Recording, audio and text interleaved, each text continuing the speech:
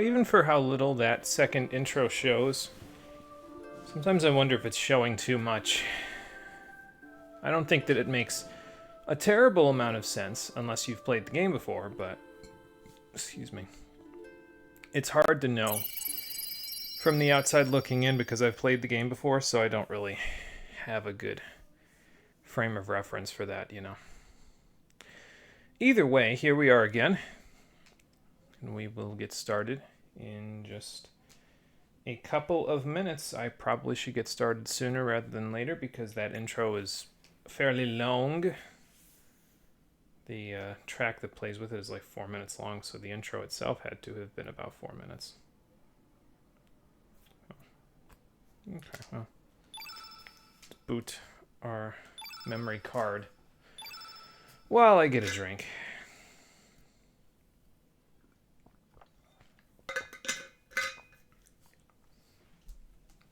There we go. What did I save on last time? This one? Yeah. So we're going to overwrite the kid file. We'll leave this one. Like I said, there's something you can do with these save files if you save at strategic moments when you get to New Game Plus, but we'll talk about that if I even decide to do anything with it when we get to New Game Plus. In the meantime, excuse me.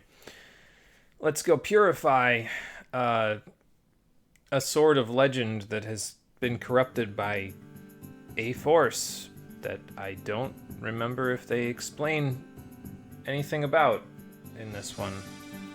Like I said, I think it's a metaphor for something, but we can talk about what that is eventually when the game finally lets me talk about all these talking points I want to talk about. Until then, how you doing, everybody? Welcome back to Chrono, the stream edition. Last time, we started searching around the islands of Homeworld, and we were using Norris's military boat to do so. We did some side questy stuff, and then we made our way to the Zelbess, which is the ship you can see over there by that little teeny tiny island with the puff of smoke coming out of it that I just noticed is there. That's interesting.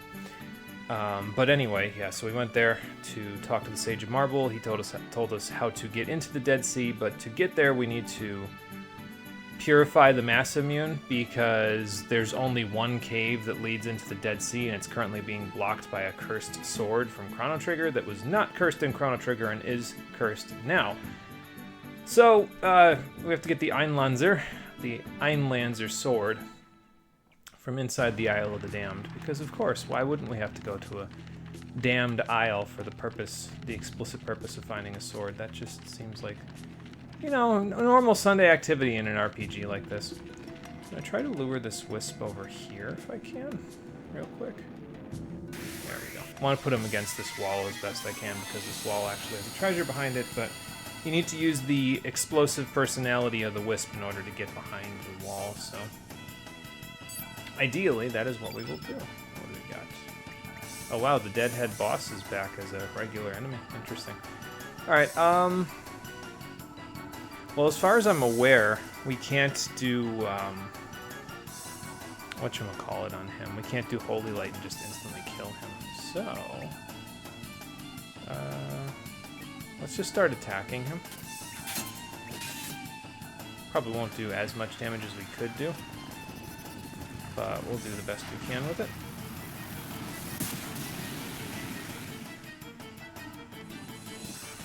That has an awfully high confuse rate. Like, every time they've cast that, it's gotten confused on somebody. And that's like, see, look, there it is again, and now they're gonna beat each other up instead of letting me do what I'm supposed to do here, which is just get rid of these things, which is what I would love to be doing. Okay, well, Norris is no longer confused, so I guess at least there's that. Now, I wonder if this just breaks the confusion, or if it has a chance of setting it again. Or is it like Sleep in other games, where, like, magic won't break it, but other stuff will? I don't know. Doesn't matter. Please just either get rid of them, or seriously maim them. Get them! And then we'll go over Norris's turn. We'll do a sun shower, and hopefully we'll be able to work on this stuff from there. Because those things are definitely not dead yet. So I probably should actually just fire at the ones that are mostly dead. So, like, just get the extra hit off. What, not dead? How much HP do these fucking things have? Like, you're slumped over. That was 24. That's a lot of damage at this point in the game. Okay, there we go. Okay, well, at least Radius is hitting the correct thing right now, so that's good. And then I just need to get a one hit off. There we go. That gets rid of that, and now we can Sun Shower. I could Purify as well, but yeah, this is fine.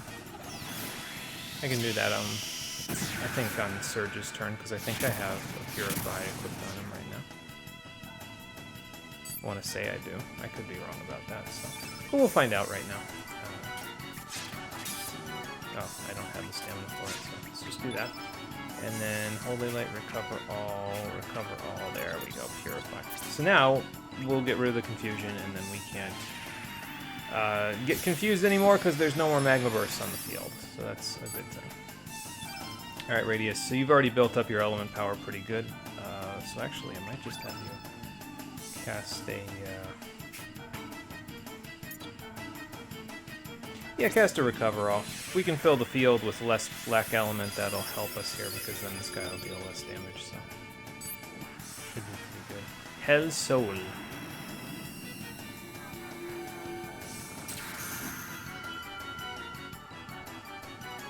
I was going to say, yeah, that's the one with instant death properties, correct? It is, in fact, the one with instant death properties, as you can see by Lynx being on the floor. So that's just great. Oh, we'll just use Revive. If I can ever friggin' hit this guy, like, Jesus Christ, you instantly murder, and then, oh, okay, well, now you can't hit me. Nah. Fuck you.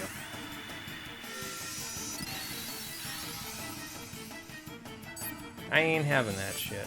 I made the reference again. I'm not supposed to do that anymore. I keep forgetting. Alright, let's see here. Well, Holy Light won't instantly kill, so let's just Meteor Shower instead. I don't know which one gets a higher multiplier. Probably Holy Light, but that's okay. This is fine.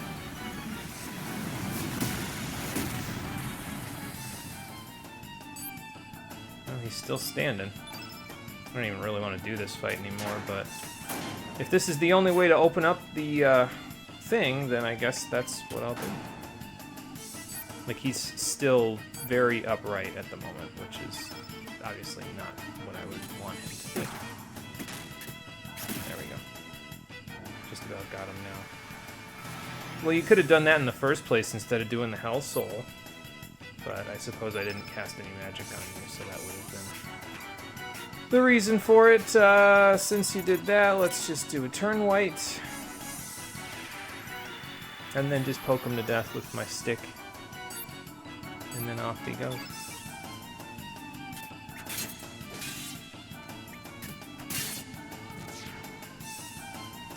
Well, that was a hassle. But we got him. Hopefully they give good rewards. I mean, I'll probably get another Inferno, because that was a pretty common drop before. Okay, we got a mini level. Which actually reminds me of something. There's something that we didn't really... Okay, so it's a rare drop. The Fire Pillar is probably the common drop. But we got our mini level, basically, so it reminds me of a thing that I haven't had a chance to talk about yet. Which is... There's the wall getting burnt, like I said. And back here, another earthquake. Cool. Well, I don't need your help anymore, little wisp, because as much as I would like to get this place over with, we're actually going to leave again, because one thing that we haven't really talked about yet is, okay, so you get mini levels. Once you get the mini level, is everybody else that's in your reserve party, are they screwed? Do they not get the mini level? And the answer to that question is actually no, they are not screwed. You can go and fight a battle, so like Radius and Norris got their mini level. If you go fight one more battle with different party members, those party members will get their mini level. So, as a result of that, you can just kind of, anybody that's in your party here, you can just grab the mini levels for them and they'll be good to go. So, knowing that, I'm going to go and make a couple of pit stops before we finish up here on the Isle of the Damned, because I know it's a recurring trend. We keep doing all these side quests right at the beginning of the stream, but it's worth it to go make the pit stop because the mini levels will help us stay ahead of the game here. And I'm going to bring Sprig along because I'm going to get her the mini level just for the hell of it. Because knowing now, I didn't actually know that before this. That was why I didn't make mention of it, because I wasn't 100% sure of it. But knowing now that I can kind of just, okay, well, get the mini level and then switch people in and they can get the mini level, that means that you can really use whatever characters that you want. Although I would say in that particular case that means that probably on this side of the story, this half, the back half, those are probably the characters that are going to be better at the end game, because these characters just have more mini levels that they can get access to than the ones that were available before the transformation that we had happen where Surge and Link switch bodies. So, does that mean that Lena is leaving the party though? No, we're going to get her back. She was already practically at protagonist levels of stats when we had her, so she has more magic still than anybody except for Surge has at the moment. Like, even Radius isn't catching up, and he's had a couple of mini levels. Well, actually, that's not true. This is his first mini level with us, so yeah, he hasn't had a chance to really do much there, but it doesn't matter too much. Alright, so poke these guys until they fall over dead, and that'll get Sprig her mini level. Just for demonstration purposes, that's why I'm doing this. So again, it's another one of those reasons why it might not be a bad idea to, get done with this section of the game, so that way you gain access to that beach in another world where the four, on Lizard Rock, where the four fish are swimming in a circle. Because then you could just, rapidly go in, get the mini level, get out, go in, get the mini level, get out. So yeah, as you can see there, Sprig got a mini level just now. Now, the only thing, obviously, in that particular case that you'd have to concern yourself with is, okay, well, is the character going to get enough HP? They don't get the little miniature bonuses to their HP, the +1s or the +2s that you occasionally get. But usually, at least in my experience, from, like, what I remember, and it's foggy, obviously, from what I remember from previous playthroughs, if you don't get the mini levels, you get more HP at your level ups, at the level up stars as a result instead. So, I don't know how true that is, but it's sort of like the testing this part out practically and saying, yes, this is exactly how the game's mechanics work, has sort of primed my memory to say, okay, this is what I remember of the game working relative to this. So, there you go. I don't know if that makes a whole lot of sense, but point is, you can get mini levels with anybody. Basically what you do is just fight battles until you can get the mini level, and then switch whatever party members in that you want to get the mini level with, and just fight with them instead. And before long, you'll get another one. I mean, you won't get another one for the characters that already got a mini level, but you'll get the ones that haven't gotten a mini level yet. You'll get them a mini level. And if you, want to be really, really, like, anal retentive about it, you could okay, well, I'm going to get mini levels for everybody that's in the party at the moment. I mean, if you want to do that, go nuts, but I don't think that's a good idea. That sounds like a good way to, go absolutely insane very quickly. Speaking of insanity, you might be wondering, why are we back in Fort Dragonia again? Didn't we go here already? And we did in another world, but in Homeworld, you can go to it right now. And despite the fact that we don't have the Dragon Tier, we can do literally everything else in this entire place, with the exception of placing the Dragon Tier on the pedestal up at the top of the area.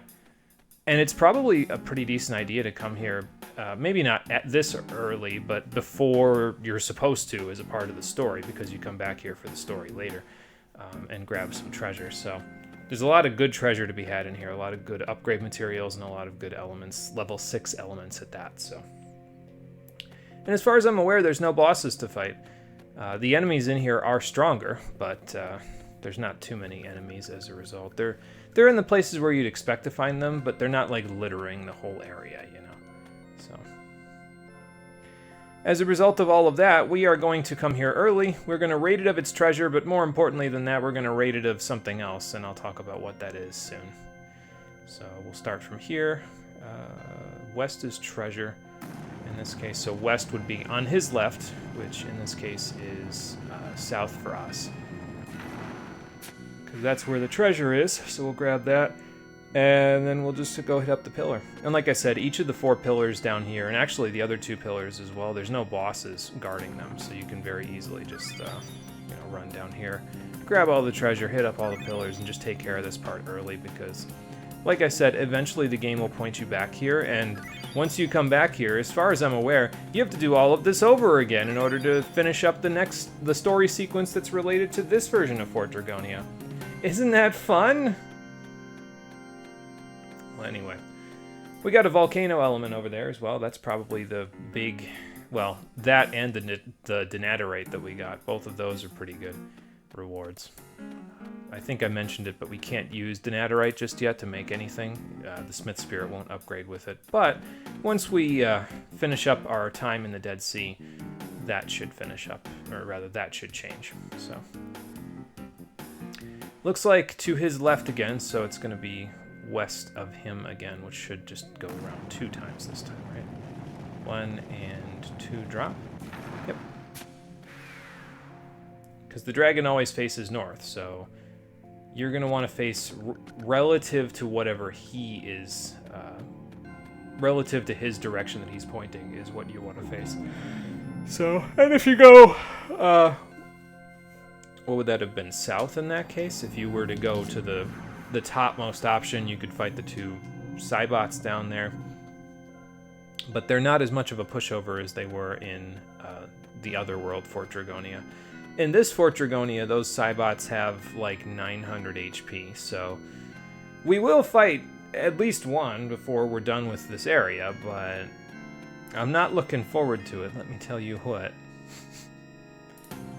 That boss fight, well, it's not even a boss fight, but it's going to feel like one, because it's going to take forever. But yeah, like I said, there's no bosses in here, so I don't mind too much. It's just kind of like, okay, well, it'll give me something to do. It'll give us a challenge, you know. Excuse me, stretch our brains out with.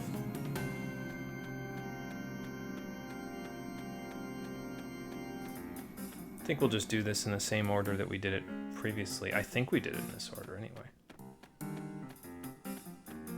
But again, no bosses to deal with, so no son of a gun to deal with this time, so that's a little bit better. I wouldn't have been able to use my usual strategy on the son of a gun, which is just fighting him with Frog Prince, but I don't think it would matter, because I have a black innate character as the main character with like 35 strength with all the stuff he has equipped right now, so that would make a bit of a difference against a white innate enemy. Obviously, I'd take more damage, but like, I could just, you know, not worry about that part and just go from there. Actually, instead of doing what I was about to do, let's do this first. And then set this up so that we can go in that left door before we go in the right door. There we go. Because if we go in here, we can grab the level 6 Blues Elemental spell, Iceberg. So if you didn't trap it previously, this is your area that you can get it. Now here's what I want to know actually, because we have a couple of level 5 and level 6 elements at this point. Can I like set a bunch of them at level 1? So like if I wanted to put like Iceberg or something down here, maybe not Iceberg is not a good example here, but like, let's see, where can I put them? 3. So level 2, it looks like, is the lowest level that you can put the level 5 spells, and then for the level 6 spells, like Volcano, the lowest level you can put them is level 4. The only reason why I'm wondering this is because if I wanted to use them and like get them trapped with couscouses in the Shadow Forest instead, that might be a little bit easier than trying to wait for a random enemy to cast a random element, because then I can control it. Now that I have one free fall, for example, let's say, I can cast a free fall that's at, in this case, level 2, and then the couscous will cast it back at me. And I have to control the amount of damage that I deal because the couscous only has 200 HP, so if we deal too much, we'll kill it. We don't want that, so. Do I want to do anything with an element here? A turn green might not be a terrible idea. Let's put one on, why not? I don't think I'll need more than one for the Cybot, but I guess I'll put 2 on, and then I'll just have to remember to unallocate it for something else later. Not even really worried about. There's another enemy that's kind of surrounding the Cybot, but I don't think I really need to worry too much about it. I guess I could like set in not volcano, an inferno. That wouldn't be a terrible idea. Because the other enemy that's around them is a blue elemental. So I got all these extra infernos. Might as well use them for something, you know. All right, here we go. Now this room just has this Cybot and whatever lackeys he's got with him, so you don't actually have to fight in here because there's no reward. You could instead just go straight out of the room and oh, he has gargoyles with him instead of the other ones. Okay, well, that's fine. Yeah, you could just leave the room and go like not fight this thing because there's no treasure in here otherwise. So.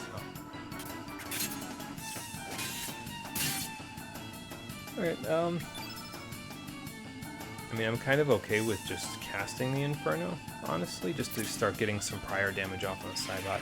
We can pick off the Gargoyles, and that'll be good enough, I think, but I'll probably... Do I want to have Radius use Carnivore, or would I rather he... Yeah, I think I want him to use Carnivore, so we'll do that, and then we'll have Norris turn green. Surge. Lynx.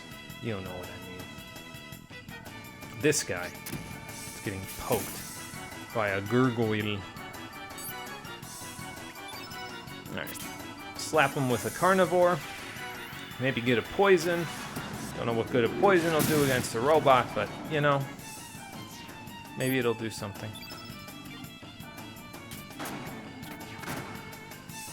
And I guess do another.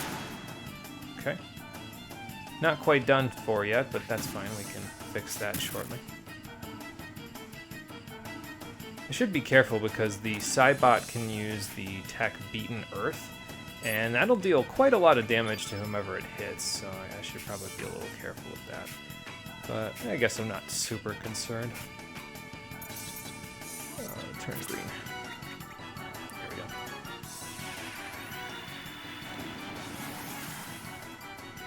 go. Alright, now go nuts. Poison and burns, wow. You're just unlucky today, huh? There we go. And now for you.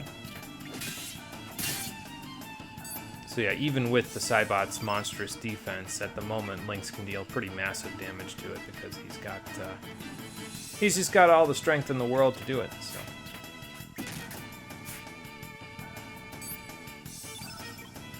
So I guess all we'll do now is just kind of shoot and slap until this thing falls over dead.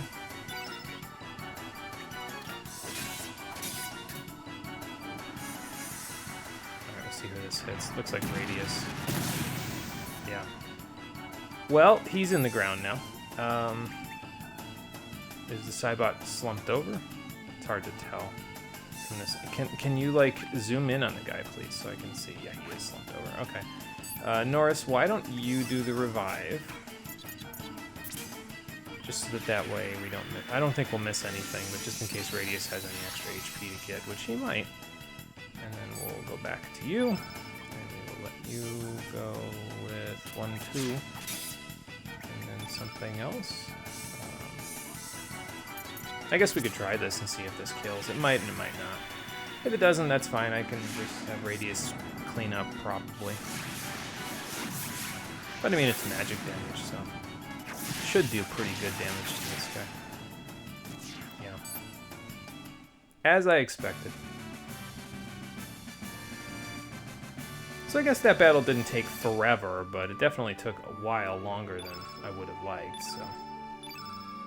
Well, we got 2 Earth Charms out of it, though, so that's not bad. That's some extra shiny sand that we can now dismantle for, but yeah, as you can see, nothing in here, so... there you go. Alright, well... now that we know that, let's set this all up so we can go further down to where the giant gloop was earlier. And then just hit the blue switch. I feel like I'm trawling the map in Super Mario World looking for switch palaces. I did that when I was younger because I found the yellow switch palace pretty easily because it was just, hey, go left or go right. And then obviously I went left in that case just because. I said, oh, well, the boss is over to the right, so I'll go left first. So then I get to the... and I mean, I guess this wasn't like as a kid because when I played Super Mario World as a kid, I couldn't hardly beat it. But when I played it as a preteen, actually, I think at that point I was just a flat-out teenager. on the GBA version. It's like, okay, I'll go left first. So you find the yellow switch palace right away. The other ones, it's like, okay, I know they're in secret levels, but I don't know where. So after I got to a certain point in the game, I finally said, okay, I'm going to go back and look for those switch palaces. So I ended up just having to kind of go back to all the secret levels and run all over the map to try to find places where it's like, okay, well, this looks conspicuous. Eventually found them all, so that was good, but you know, didn't find them first time through, so.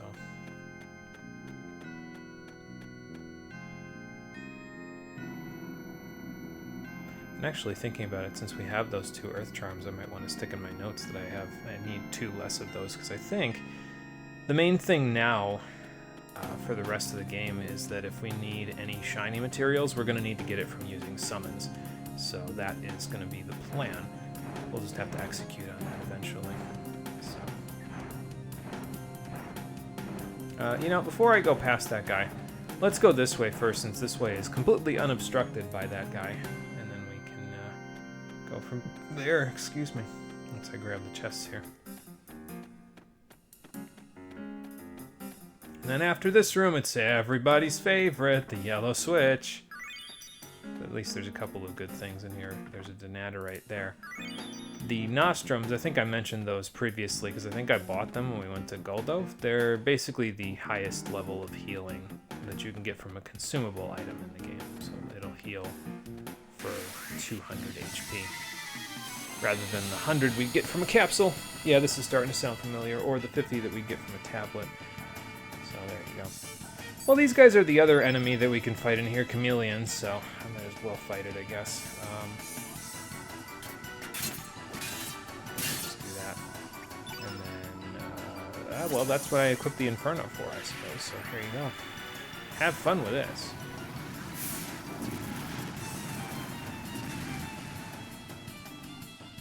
Okay, so I think the one is slumped over.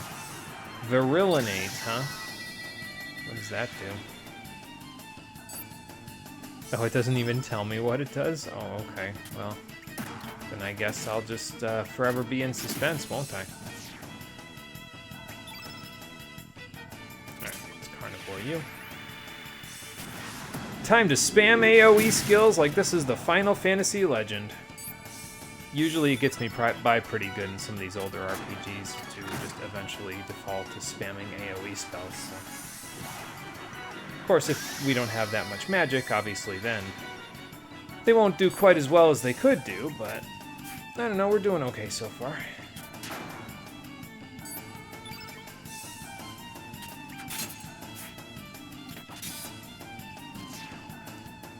Alright, well, hypothetically speaking, if we had a bestiary in this game, we just filled it out for Fort Dragonia as far as I'm aware. I don't think there's anything else that we can fight in here. I guess the enemies give some good gold as well, so that's not bad. Oh, speaking of which, we got that golden tiara last time for fighting the White Knight and defeating it. That actually sells for more than I thought it did. I originally thought it sold for 7,500 gold, but yeah, we're gonna get a little bit more than that when we take it to the shop. We'll show that in a little bit once we get out of here, but first, I'm not just doing this for my health, I'm also doing it for the level 6 elements that we get, but on top of that, there's, well, another reward in it for me as well. If you have played the game before, you might know what I'm talking about, but if not, not to worry, it won't take too long for us to get through and get what I'm looking for. I'm gonna wait here. There is a little alcove over there up the stairs to the left, but that doesn't look big enough for Lynx. He's, I have to account for Lynx's larger frame when it comes to the hitboxes of enemies now. So I don't think I would have had enough room to scooch by the guy if I did that.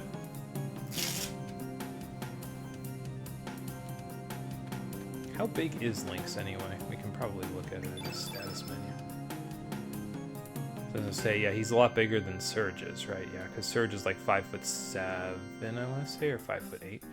6'4", 176. That's something. It's only slightly taller and slightly heavier than I am. Although I'm actually a little under in the weight category from where I probably should be at the moment, because I think I was working out too vigorously over the past year. When I was working out, I lost a little a little bit of weight, and they said, well, just don't work out as vigorously. I said, okay, cool. So now instead of running everywhere in the beating heat, which today it's actually not too bad, it's in the 70s today in Fahrenheit, by comparison to where it normally is, which so far has been mostly in the 80s, and some days approaching 90. So I might actually be able to get through the whole stream without turning on the air conditioner today. We'll see. I'm usually pretty good in the 70s in terms of like my homeostasis, my heat control. It doesn't usually bother me too much. It's just once it starts getting up there that it gets a little crazy, you know.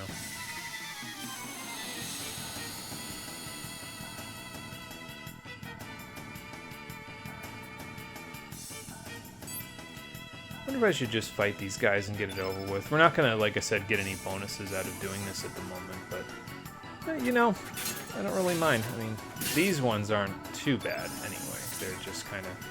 They're just kind of there, you know. They don't have a ton of HP. It's just I don't really like fighting the Cybots in here because they're just way too tanky for this point in the game. Eventually, we won't have to worry about how tanky they are because we'll have access to some better weapons and we'll have access to some more strength and magic that we can use because we've leveled up. Like, by the time you're supposed to come here normally, you normally have the 36th level up star, I want to say. So you're here between 36 and 37, and that's when you normally come here, to give you an idea. So at that point, we will have had, I mean, we're at, what, 23 level up stars right now? So by that point, we'll have had several more levels to just kind of do stuff and get points in. You know, I should look while I'm waiting for the sun shower tech to go off. Did we get many levels at the next one?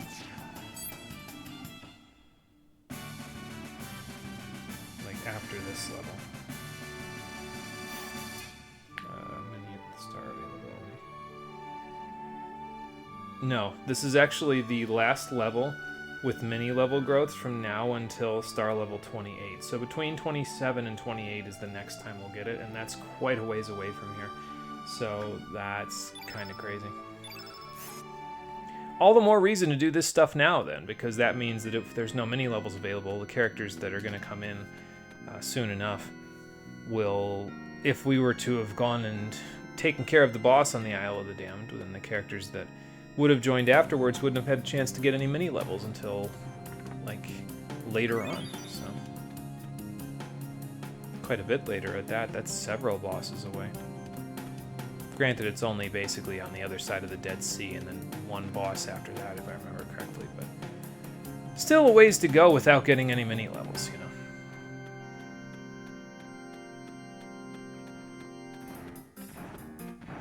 I forget if there's one more enemy on the way to the boss, where the boss was before, but maybe there isn't. Maybe it's just this, and then we can take the shortcut out of here. And then we just got the one more room to do, which is the yellow room. I think I'm going to go upstairs and do the other two switches. Well, the white switch is on this floor in the elevator room, but I think I'll go upstairs and take care of the black switch as well, just to have it done. And then we don't have to do it later. We can just walk straight in and take care of our business when we actually come here for the story, so we don't have to dawdle. So. But the main prize is not up above. It's mostly on these floors because of all the level 6 elements and the nadirite that we're getting, but the main prize is down below.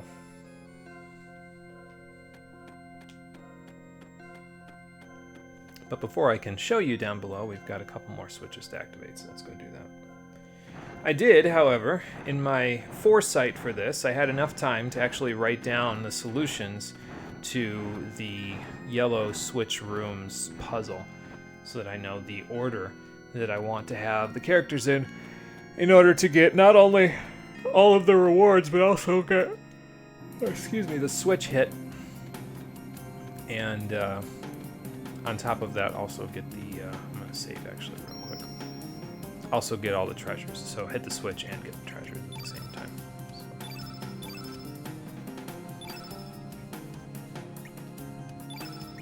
save over the Matcha Glen file. Sorry, Matcha and Glen, but we are later in the game, so it's going to happen. Yeah, I was going to say, you know, I think, if I remember correctly, I want to go check, because I think I gave Sprig the one accessory. No, I didn't. So did I just not have it equipped on Radius then? Maybe I took it away from Sprig with the intent of giving it to Radius, yeah, and then I just never did, so alright, fair enough. There we go. Well, it's there now, so that's the important part. There's one more thing that I want to go do, by the way, after we're done in here. Just for the hell of it to get... There's actually another character that we can get while we're here, but... well, not here in Fort Dragonia, but... there is another character we can go get, but I'm just kind of getting them so that way, if you want to get them so you can get the mini level, at least that way you know where they are, you know? Because, again, after this point... Excuse me, you don't get access to mini levels again for several star levels, so... Might as well take advantage while we're here, you know? I think if I remember correctly, it also is kind of counterintuitive to get a mini level the next time it's available, because I think it's like in the middle of a dungeon and there's... I don't even know if there's 5 encounters between you and the star level. So, alright, so the first thing we need to do is get head, body, tail. So in order to do that, we need to switch our order using the switch here, and then get it so that we have a Lynx, Norris, Radius party. So let's do that. Whoops, wrong button. So now this one should be head, body, tail, and that'll let us hit that blue switch to lower the stairs. So I just wish those 2 lines of dialogue there just wouldn't play out after the first time, because it's like, okay, I get how the puzzle works. Like, I read it. Just tell me, just have me step on the switch, make the light pop up, and then tell me the order I'm in. You know, whatever. It is what it is. All right. So there goes those steps. Now we need to do body, tail, head. So Norris, Radius, and Lynx. Basically, you want to use the switch, the blue switch over there, not the blue one that I just hit, but the other one, the bigger one that looks like a rug, to switch your party order up. Then have your party go in order, like one of each person being the leader. So like once you switch them, have your first character be your leader, then your second character, then your third character. And that'll give you access not only to the switch to lower the stairs, but also to all of the treasure on the floor. So like now, if I have Radius in front, we can go back in, and then we can step on this again. And then I think at this point we can go and grab the other thing, which I think is a thunderstorm, if I remember correctly, another one. So we'll have a few extra things to have just hanging around in our inventory once we're done with this. So. This one takes a little bit to get around to, though. It's all the way on the other side, and there's the stairs, so... But that's fine. I'm showing this off a little bit more professionally than I did previously, because previously I think we were just kind of shooting in the dark, but now it's like, yeah, I remember how to do that one. So... Alright, so there you go, there's your thunderstorm element. Put Lynx back in front, and then at this point we can hit the switch again to switch our party order up, and we want to get TBH, so tail, body, head, so the opposite of the direction that we were in order to activate that little blue switch right over there. So I just don't remember what our current, I think this is head, tail, body, so I think we want Radius in front. Maybe not. Maybe it is Norris. Let's look. No, you know what I did? I didn't hit the switch, that's why. I'm like, wait a minute, something doesn't look right here. So. Let's go switch it back up. Put Radius back in the second slot, and then put Radius. Switch him to party leader, and I think that should be it. I think that's all we need to do. Because if I remember correctly, he's the tail, Norris is the body. I know Lynx is the head. So, but once we do this one and we get it, then we don't have to do this puzzle ever again. So, yep, there we go. All right, and that's it. That's the yellow switch room puzzle all taken care of. Your orders in order to get everything are head, body, tail, then body, tail, head. I mean, you don't have to do these in order, but that's the order that I did them. So head, body, tail, then body, tail, head, then tail, head, body, then TBH, tail, body, head. Got all that? If you don't, you might want to write it down, because it'll save you a lot of time. I remember spending about an hour in this room and the last time I played.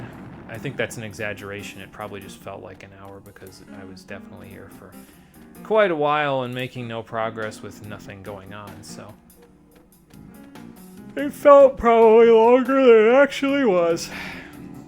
Sorry, I still don't know what well, I do know why I'm yawning so much, actually, because it's middle of the week, and because of the summer course, and I get up at 6:30, I don't get as much sleep as I normally get on the weekends, so better believe tomorrow night, though, I'll be sleeping like undead. I think it's supposed to be cooler tomorrow night, and I don't have a class on Friday, so about to take advantage of that. And I mean, it's not bad. Like, I've only got a few more days worth of this summer course, and then I'm done with it. I don't get much time off between the summer course and the fall courses, but I'm kind of okay with that because then I already kind of have a pattern down in terms of the way that I tackle my work. So I'll just keep doing that. You know, it's almost like a routine at this point, so I'll just keep doing it that way. And then I'll just go from there, you know? Alright, so last stops, we'll go up first before we go down. And, well, we'll hit this switch first before we do anything else. But then we'll go up, we'll hit the black switch, we'll get the treasures, we'll come back down, and then we'll go from there. And that middle pedestal is where, last time we were in the fort in another world, it was where Lynx stuck the dragon tier. So, basically to activate it, we're going to need to find a dragon tier, but we don't have one, so I'll have to inquire about that one. I suppose we could go to Guldove and ask them, because there should be the Shrine Maiden, at least the Elder and the Shrine Maiden should be there still. But I don't know. We can figure that out later. Oh, excuse me. Whew. Tomorrow might be a longer day, though, because the experiments that we have to do in the lab is a little more involved, but at least I think it's a little more involved. That's what it seems like, because I already wrote my pre-lab for it before I started the stream today, so that's that homework out of the way. Don't have to do that after the stream's over now. But it seems like it's a little more involved based on the instructions, so we might be there for a while tomorrow, but we'll see. We've omitted parts of other labs because they would take too long because it's a summer course, so I wouldn't be surprised if it happens again. Also, there's no enemies up on the top floor, so it's really easy to just kind of get in, get the treasure, get out, you know. So, that's helpful. Well, there's the racist chest. One of them. Probably another one around here somewhere. Is this the upgrade material, or is this the... no, it's just another maelstrom. Okay. I think we've actually got all the upgrade materials here in the fort, which should put us at 5 denaturite. I think we can look. Hang on. Let's just go down here. There it is. Yeah, we should be at 5 denaturite right now, so just enough to make a bunch of extra, well, I could make helmets, or I could make actual armor. Haven't decided yet which one that I want to do. Because we might find more denaturite before we actually... Okay, there's the other racist chest. Got it. Actually, there's more than one. There's, like, 4. Because, like, anti-green and anti-blue, I don't think... And there are any, like, groups that are, you know, have a racial slur involved with calling them a color. But, like, anti-black, anti-white, anti-red, anti-yellow. Yeah, those... Those are some spell names you've got there, Chrono Cross. I've got other words that are going to sound an awful lot like a conspiracy theory concerning a certain other aspect of something that Chrono Cross did, but we can't get into that for like a while. Probably not until the finale episode, actually. This game has so many potential spoilers in it, it's a wonder that it doesn't get by without having a million preservatives in it. Like, it's getting pretty ridiculous at this point, how many things I can't talk about, because that would just be a spoiler if I did. I can't believe I just made a nutrition joke. What the hell? Oh, Jesus. The knowledge, it's penetrating my brain. It's making me think. Oh yeah, I want to go down now. Okay, so we've hit all the switches. All we need is the dragon tier. But before we go and try to look for the dragon tier, well, we won't be doing that because we're looking for the Einlanser first, but let's go down instead and see if the incubator here is working. Because as you may remember, there was a bunch of broken eggs in the incubator in another world. But down here, they're working. So, hey, might as well see if it works, you know. It's just, I mean, I can feel heat coming off of it, but I wonder how fast this will go. That fast. Wow. Good morning, small child. Who's everybody? Oh. He's probably looking for the other eggs that were on the incubators in another world, actually.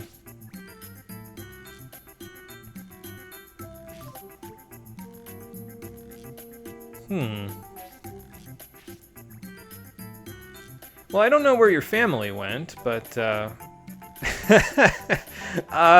do I look like your mother? Kinda doubt that one. I know you might be imprinting right now, but... What is it with Serge and adopting children? Like, for somebody who's never kissed his only girlfriend that he'll ever have in his life because he's from a fishing village and there aren't that many people living in the village. Like, for that kind of a person, he sure does seem to like adopting kids in this playthrough. Sure, we'll go try to find your parents. And if you agree to help, you get a small dragon baby for your party. Draggy. And I'm sorry, Matcha, but I've adopted another child, and this child might, at this point, be taking your place because Draggy is, well, okay, so those are what his stats look like, and he has not been in the party at all yet. He has more HP than Radius and Norris both have, and he has not gained any bonuses yet. But that's not all. Stick him in the party so I can kind of give you an idea of what we're in for here. So first of all, I don't know if we'll be able to see it here, but he walks around like a Pokemon Mystery Dungeon character, so that's funny as hell. But on top of that, he also has, well, the stats that you see there, they're pretty good, like I said, considering he wasn't in the party at all before this. He actually has more HP than Matcha would have, which is good, because that was one of her... Like, Matcha has 3 main weaknesses as a character. Her HP is kind of middle of the road, which isn't really a weakness, it's just kind of a thing you can use to compare against. And then her stamina recovery and her status resistance are both low by comparison to other characters. She has 8 status resistance and 9 stamina recovery by comparison. Draggy has slightly less strength, defense, magic, and magic resistance compared to Matcha, and I think a lot less agility if I remember correctly too. But he has a lot more HP to compensate for it. And on top of that, that's the wrong menu. Look at this small child, first of all. But second of all, on top of that, look at his stamina recovery. Bask in the glory of youth, because he has the highest stamina recovery, naturally, of any character in the entire game at 13, which means he'll get back 1.3 points of stamina for every 1 point that the rest of your party spends. He's a stamina battery, effectively, so he'll basically get back all of his stamina in 5 attacks if he goes down to 0, whereas everybody else has to wait for 7, you know? So that's pretty impressive, if you ask me. This kid's... Okay, so we won't get back all of it, because he has, you know, he'll have 6.8 out of 7, but pretty damn close to all of his stamina for 2 less actions, which is kind of nuts. Also, we're not going to be carrying around my child, because apparently even despite being 2'2", he's 265 pounds, so yeah, not carrying that around.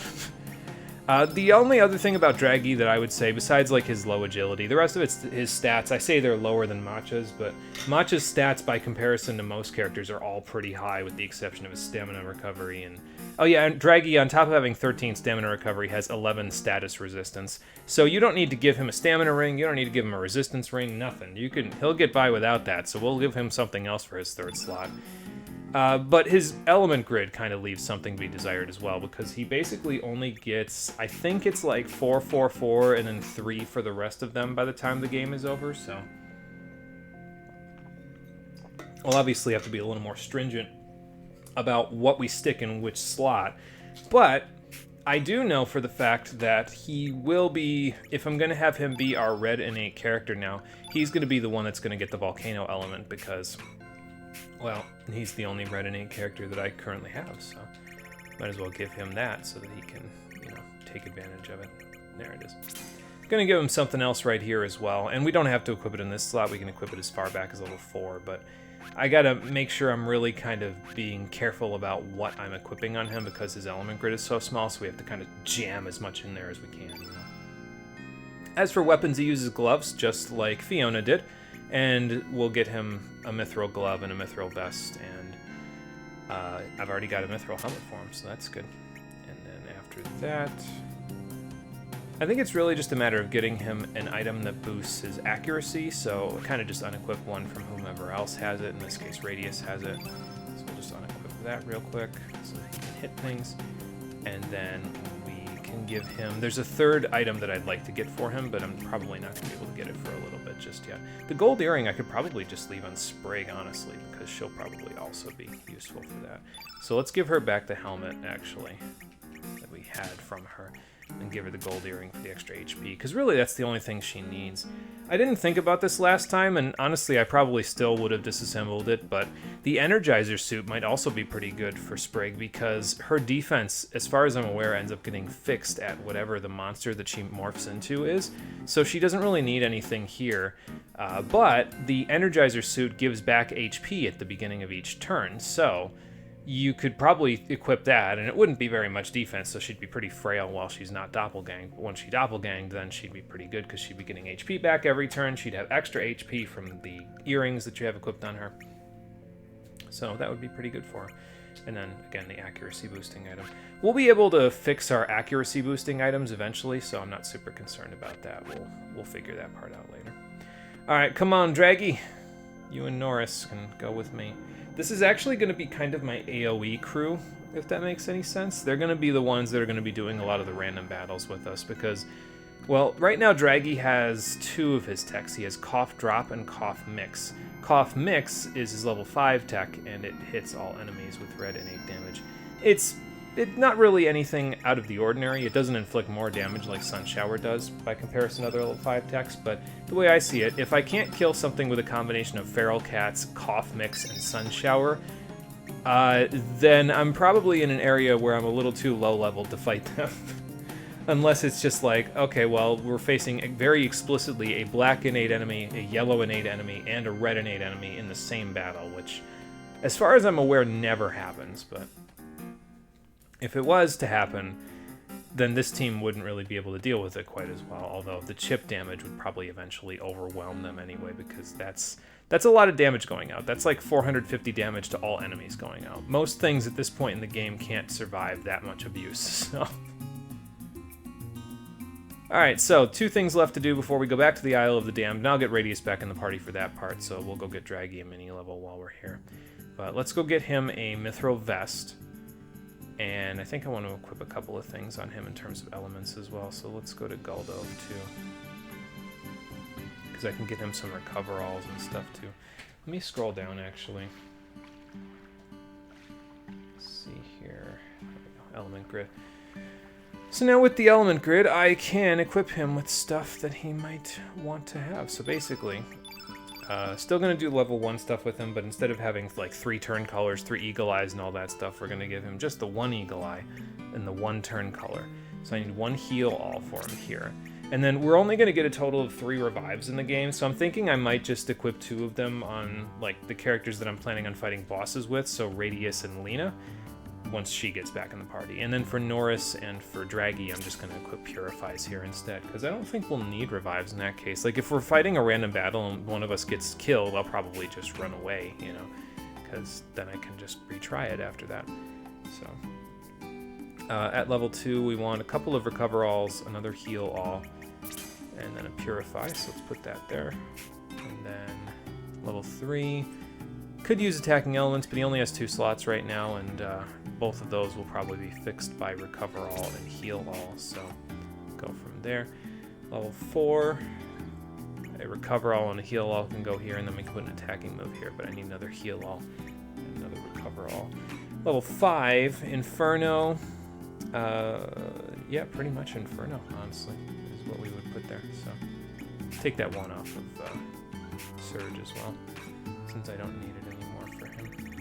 At least not yet, anyway. I might later, but I don't at the moment, so. I might not even honestly need this Magnify, because, I mean, I have it here in case I want to deal extra element damage, but I don't know. Diminish will probably be the one that I use more, because of the fact that, you know, I would want to use that debuff during boss fights, so. No, I did already put that. Yeah, I put that back. Okay.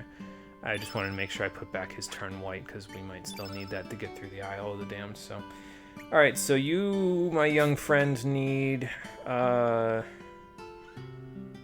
see, 2 Recover Alls, 3 Recover Alls, and then I need, so 4 Recover Alls and 1 Heal All for you, and that'll be good. Alright, so that's what we'll do. We got a few Infernos, so let's,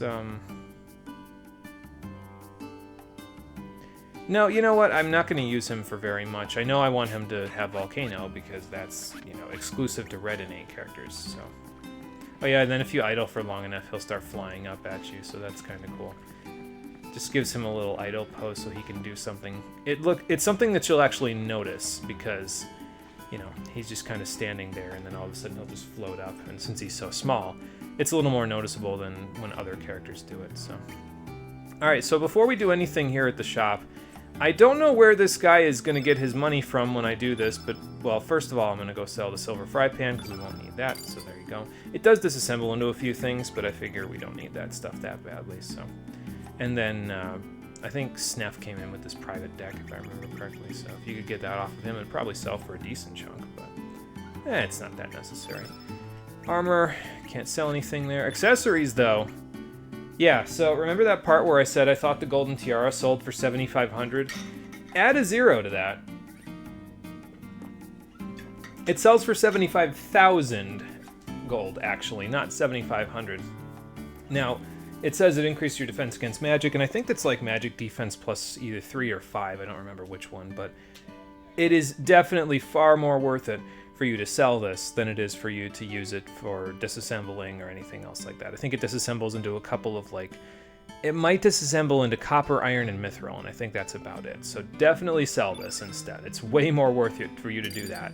It puts you well on the way, and in my case, me, well on the way to being able to afford all of the ultimate equipment that we need, because we need about 208,000 gold in order to do all that. We already have almost half of that, so that's pretty great. Also, I think I'm going to sell the resistance ring, because with the party that I've got planned currently, we're going to have our party of 5 basically for the game at this point will be Surge, Lena, who's the next one? Radius, then Norris, and then Draggy. So since that's the case, I was just trying to think of which order I got them in, my bad. And then kind of, I think I'll probably bring Sprague along as like an honorary 5th or 6th member for a little while until we get Lena back, because we only have 4 at the moment, so that way, excuse me, we can make 2 parties. But with those 5 in hand, I'm only going to need 1 resistance piece in order to get everybody above 10 status resistance. So, and that's for Lena, because she has 9 status resistance. So I could just keep the ring, but we're going to get a resistance belt, which is the upgraded version of the resistance ring shortly anyway. So I'll just sell this one. Could sell the earth charms as well, but I'm thinking I might just disassemble those so that I can actually use them for their shiny stuff. So yeah, because they give you shiny sand, so let's do that. Got a little extra mithril out of it as well. I don't really need the copper, but the mithril's appreciated for now. Although we have more than enough mithril, if I remember correctly, at this point to just get by, so. And I think gloves are all the way at the bottom there. So let's grab one of those for Draggy. Can't believe we have nobody else in the party right now that can use gloves. It feels like earlier those were like the premium item to get. So, and then mithril vest for him. And there we go. Now we're all fully equipped. We could, again, get the males instead of that. Well, probably if you can get that golden tiara sold to somebody, you'll probably make bank, and then that'll make it a lot easier for you to, you know, be successful. But anyway, so we'll just give him this stuff. He probably doesn't need it too badly because, you know, pretty soon he won't be... Well, I guess I'm probably going to use him in the next area that we go to anyway, because once I get him to mini level, I'm just going to put Radius in the party. But before that point, or rather after that point, once we get finished up on the Isle of the Damned, we'll be going to the Dead Sea, and then having him around so that he can do some AoE stuff wouldn't be a bad idea either, I don't think. Yeah, see, there you go. So now he's floating up. I was hanging out till I could see if he was going to float up. But there you go. I wonder if you can go see the Elder right now. I guess we could go try. But while we're here, I'm going to buy 4 Recoveralls, and then I can't buy Heal-Alls here, so I'm going to go buy Heal-Alls at Termina.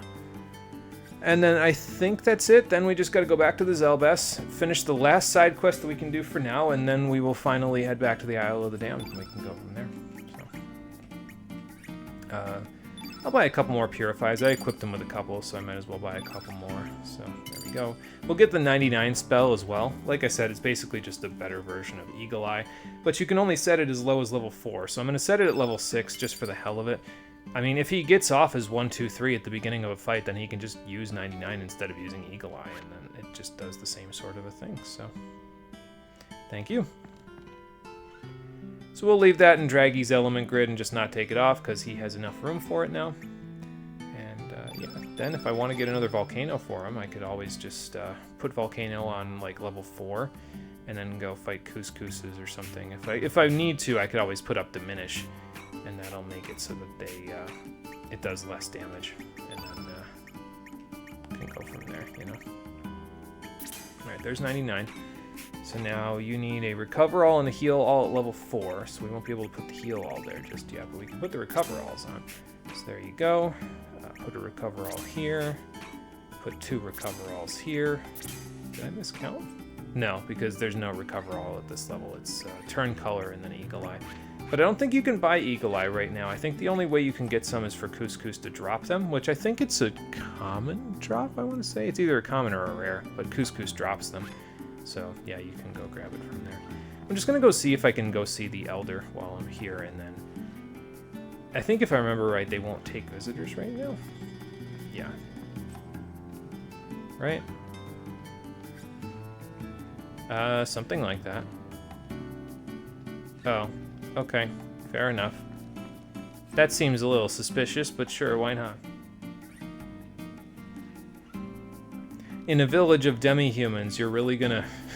You know, people who have been ostracized by the general public anyway, you're really going to forbid people who aren't from here from entering the tower? That seems like it doesn't belong in this town. I feel like you're making a judgment call when you shouldn't be. Anyway. That don't matter. Draggy, let's go for a ride on the boat. I'm sorry, I just, for some weird reason, it might have something to do with just, like, the times where I've owned pets in the past, but I just get so attached to the pet characters that you can get in the game. So, I mean, you saw my playthrough of, well, if you were here for that point, you probably saw my playthrough of Fallout 4 when I was shepherding Dogmeat around and telling him what a good boy he was for 18 episodes, so... Yeah, that, I do that with a lot of video game pets, honestly, so... Guess it's just part of who I am. I don't know. Hi, Lisa. Actually, I only need the 1 heal all, so even if you're low in stock, as long as you're not too low in stock with those, I think I'll be okay. Alright, there we go. So basically, I'm just going to kind of try to populate the element grid of all of the characters that I'm going to use. Just by, like, I'm not gonna, so that I don't have to keep switching off and on in terms of like, okay, well, I need to take the elements off of this character and put them on this character. No, we're not all about that here. instead of doing that and doing way more work than I have to, I'm just going to give them all elements, and even if I have to, like, you know, go buy a bunch of extras, or have to be like, okay, well, I can't give this character this one because I'm giving it to this other character. Like, the only time I'm going to be taking off elements is like, okay, I want to exploit this elemental weakness, so let me take this element off that they're resistant to and put this other one on instead, you know? So that's the only real time we'll see that happen. Alright, so before we go back to the Zelbess, because at this point we actually have, the reason why I'm going to go back to the Zelbess is because we actually have all of the things that we need to participate in the Grand Slam now, and just absolutely annihilate everything in there. So I'll go do that, grab all the rewards from doing that, but first, take my new friend on a little test drive, shall we? Beat them up.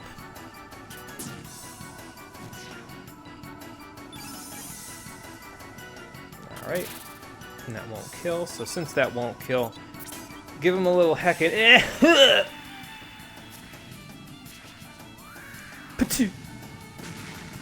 A fireball? Yes, that is a fireball. Not a fireball spell, but it's quite a bit stronger than a fireball spell since that's a level 1 spell. So, but yeah, there you go, Draggy got the mini level.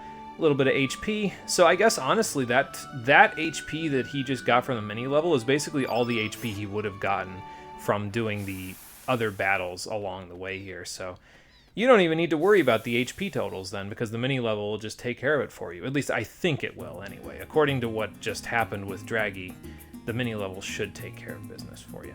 So there you go. Alright, so now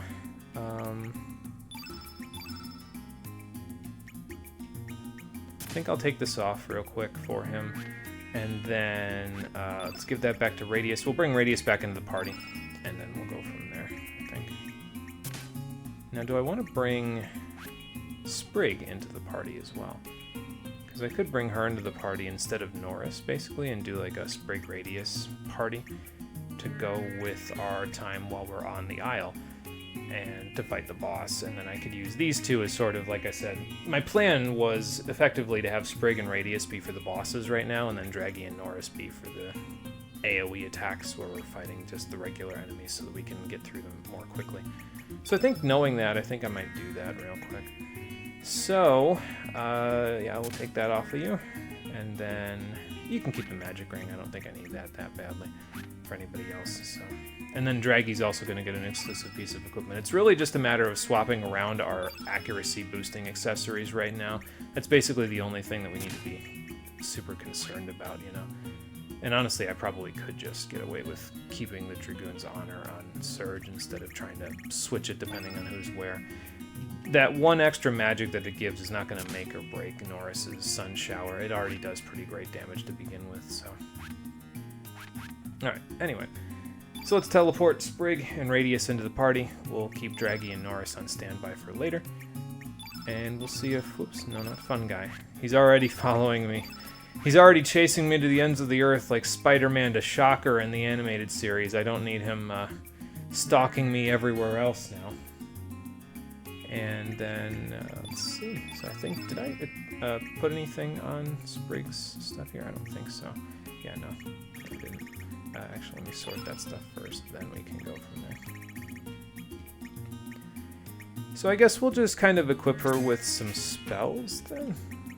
I mean, honestly, I'm okay with just equipping her with, like... You know what I could do, now that I'm thinking about it, is I could give her Magnify and Diminish.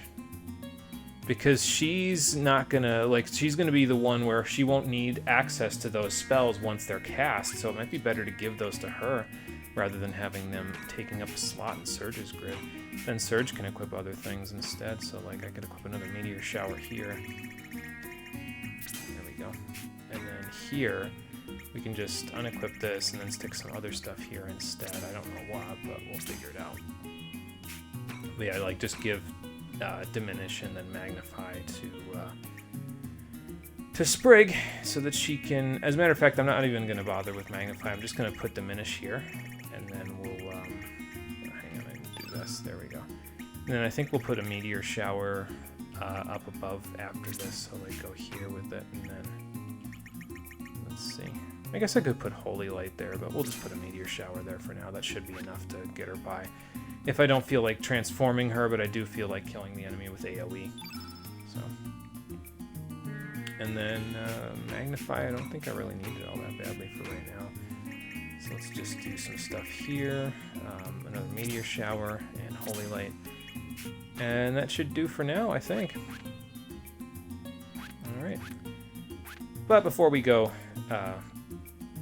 actually test drive all the white element spells I've got on all the undead on the Isle of the Damned again, let's head out, go to the Zelbus, and win some fancy prizes, shall we? And I think after that point, the only other time we need to go back to the Zelbus is if we figure out a way to get Fargo to drag this big hunk of junk over to Marble so that we can save it from the Lagunic ghosts over there. So we'll just have to figure that part out later, and then we'll come back and do it. But for now, I figure while we're here, might as well grab the stuff, because there's, well, 4 treasures for beating the 3 rounds of the Grand Slam downstairs, but the last round you get 2 treasures, basically. And they're all pretty good stuff. Maybe not stuff that we necessarily need right now, but stuff that we can still take advantage of, especially later on. So.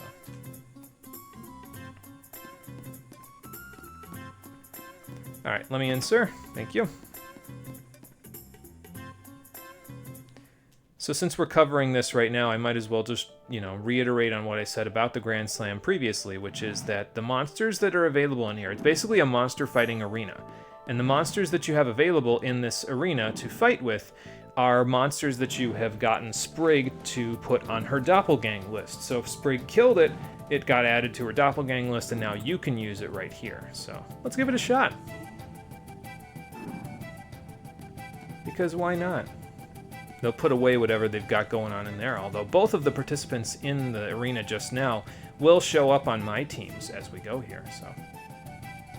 Yeah, sorry guys, it just doesn't roll off the tongue as well as the circle where the brave do not fear the grave. Maybe I'm biased on that one. Anyway, this chick Janice is the one controlling the monsters that we'll be fighting, so you gotta fight her for 3 rounds worth of Mortal Kombat. And as I said, you use the enemies that you've doppelganged as your enemies that you can fight with. So the way that it works is that Janice will use some... Usually each round she'll have a fairly powerful monster mixed in with a middle-of-the-road monster and a weak monster. So you kind of want to... You can do the whole Grand Slam with just what you have to start with on Sprig's doppelgang list, but the more things that you add to it that are pretty high-end, the better off you'll be. So...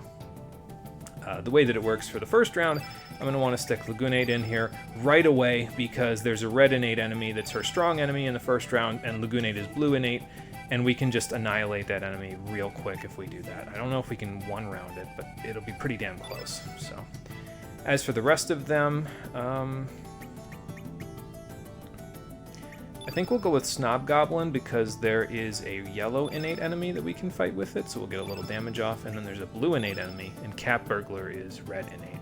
So we'll go with this squad to start with for the first round. See how it goes. Now you can run away if any of the rounds don't go particularly well. Janice will call you a big fat chicken for running away, but like sticks and stones, so. You still get to keep any rewards that you get, so it'll just start back at whatever round you ended on. So like if you won this round, the next round didn't look so great, you could run away, and then you'll just start from round 2 again. So there you go. But yeah, so the HP that you have is based on the HP threshold of each of the enemies that you're fighting. And here is Janice's first round team. A Biba, a Torminator, and a Galoop. So strong enemy, middle of the road enemy, and weak enemy. As I said, Lagoonate matches very well in a hyper-offensive setup against the Torminator, and as you can see, Lagoonate is pretty good because it starts with 99% accuracy on all of its moves, so that's pretty great.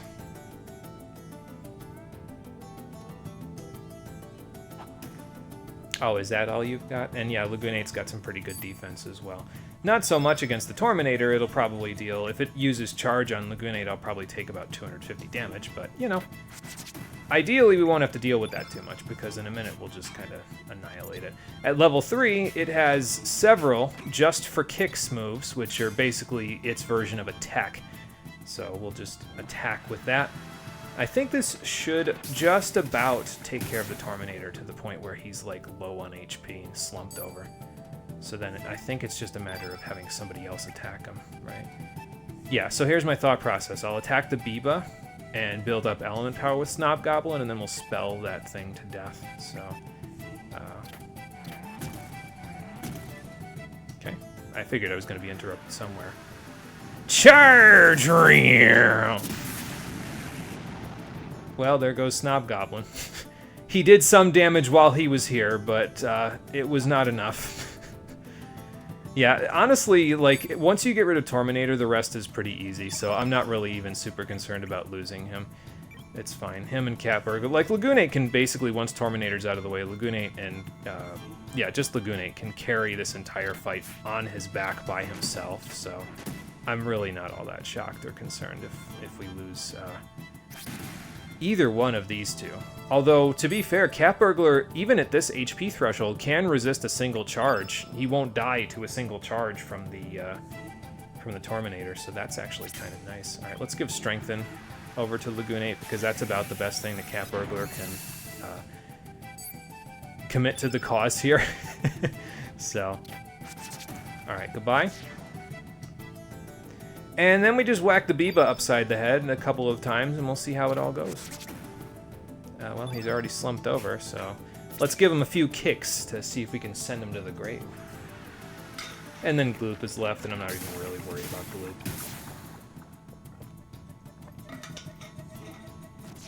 Did you really just walk back to your starting position so that you could fall over dead?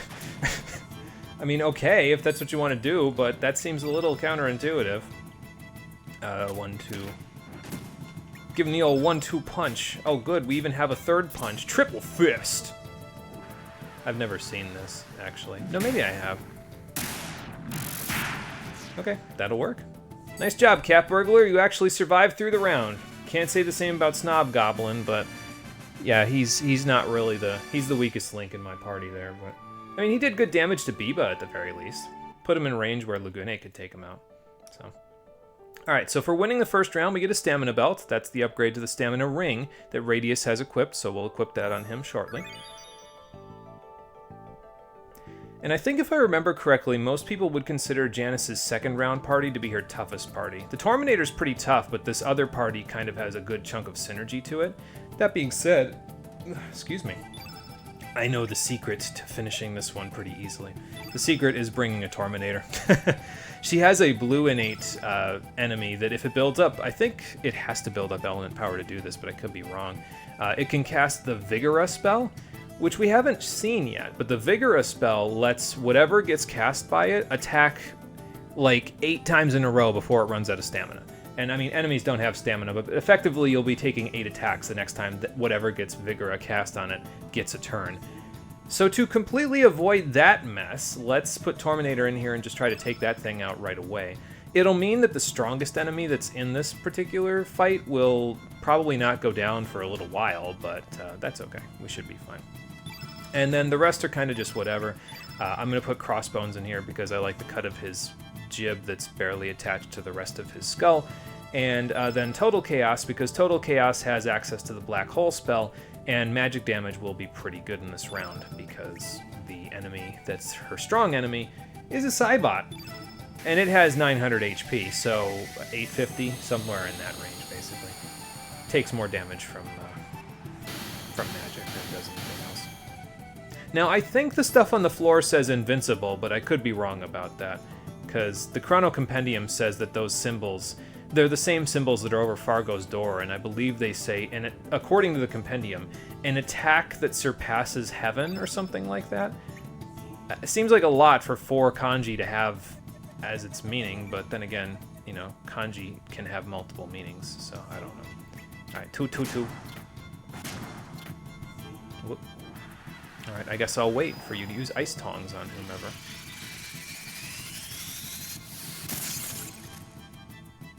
Okay, well, it did a little damage, but Torminator has 658 HP, so I'm not even really worried about that. Not dead yet, huh? Okay, fair enough. Let's just cast an Inferno. Her weak enemy in this one, so the Spearfisher here is the one that can cast Vigora, but her weak enemy is the Gobbledygook on the end. It's got, like, barely any HP at all, so... Once we get rid of Spearfisher, I'll go take care of Gobbledygook after that. Let's have Total Chaos take out Spearfisher real quick so that he can kind of build element power. In order to get access to Black Hole, I need to get up to level 8, so that's quite a lot, but we'll get there eventually. So, let's see if we can hit a 3. Hell yeah. Alright, we're at level 7, so that's good. We'll be able to cast Black Hole next turn. Alright, Crossbones, do your worst. That's not your worst. Okay, well, maybe it is, but... Alright, so you're almost done. I was gonna say, and if Cybot gets a good combo off here, you'll be literally done, because you'll be dead, but, you know, that's fine. Maybe this too will take you out. Yeah, okay, cool.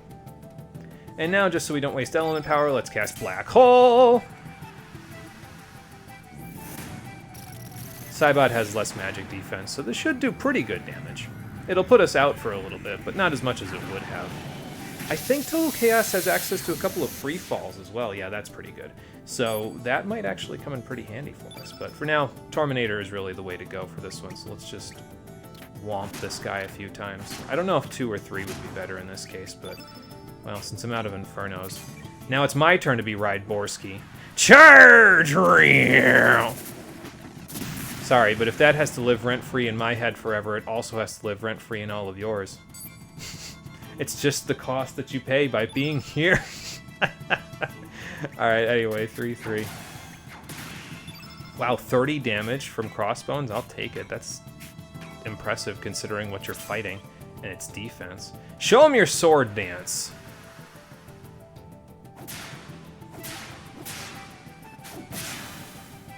Two. Alright then. Well, that was as unimpressive as I expected it to be, but, you know, it's there. See, really at the moment, Total Chaos and Crossbones are just kind of there for the hell of it. And as you can see, they're there to absorb damage, because Beaten Earth from Cybot will deal 250 damage, at least, to whatever it hits, which will instantly one-shot anybody except for Torminator. So, yeah, I guess I should be counting my blessings that he didn't hit Torminator, but he wouldn't have killed him anyway, and then I would have gotten off another charge!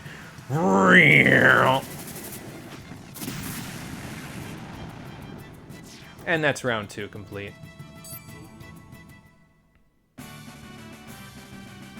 I have a much flatter Total Chaos now, but that's okay. We seem to be losing 1 per round, and I'm okay with that, you know. As long as you don't lose all 3, you won't lose the round, and you'll still get the same reward, so that's good. This one's a resistance belt, so that's an upgrade to the resistance ring that we had, so when we get Lena back, we can give her that. Are you sure? Because it's looking like you're running out of steam over there. Alright, so round 3 is, as far as I'm aware, a lot of people will say the round that she has the weakest enemies in. I've saved White Knight for this one. You really don't need White Knight for this one. White Knight can solo any one of these rounds by himself, no matter which one it is, because he's just got that much defense. But I would recommend, because you can only use each of these enemies once and you need a total of 9, I'd recommend saving White Knight for a place where you feel like it'll help you guarantee a fight. And in this particular case, he'll definitely help me guarantee this one. So I'm going to put basically any enemy that you got on Earth Dragon Isle, you can just stick in this slot, because there's a green elemental enemy that you can fight on this one that will... Or is it a yellow? Let me think. Is there a green? It's Airframe, Cassowary, and... Oh yeah, Couscous. So Fossicker here can basically just one-shot the Couscous with like 2 attacks, so that's fine. So we'll just do that. We'll bring in Snob Goblin's lankier brother, Snib Goblin. He's probably the better of the 2 because he has access to a healing spell, so he can keep himself alive if need be. And then we'll just bring White Knight to add insult to injury at the very end here. So we won't end up using Beach Bum, Komodo Pup, Gobbledygook, or Bulb. They're all pretty weak. They all don't really do a whole lot. And then Wraith can be pretty decent to have, because if you're going to do this with just the baseline monsters that Sprig has access to, you're going to want to use instant death spells. And Wraith has access to a couple of instant death spells. Hell Soul, Hellbound, Crossbones has some as well. If you have Total Chaos, then you can use 1 instant death dealer per round. So and then just use, or if you only have the 2, then you can use Lagoonate on the round that you don't have instant death, and Lagoonate can basically solo most of the rounds by himself. So it's just tough in the first one with Torminator if he doesn't have support. So, but he had support this time, so we were fine. Excuse me. And with that, let's do the final round so we can grab Draggy's exclusive accessory that I'm going to give to him and then never take off, because the well, as you'll see in a moment, the Pokemon Mystery Dungeon references with Draggy just keep going.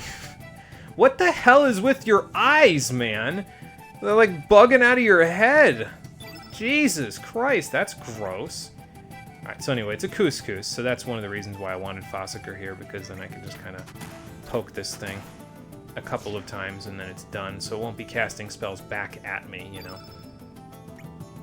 Alright, and then we just, I don't know, I'll use a 3 here, why not?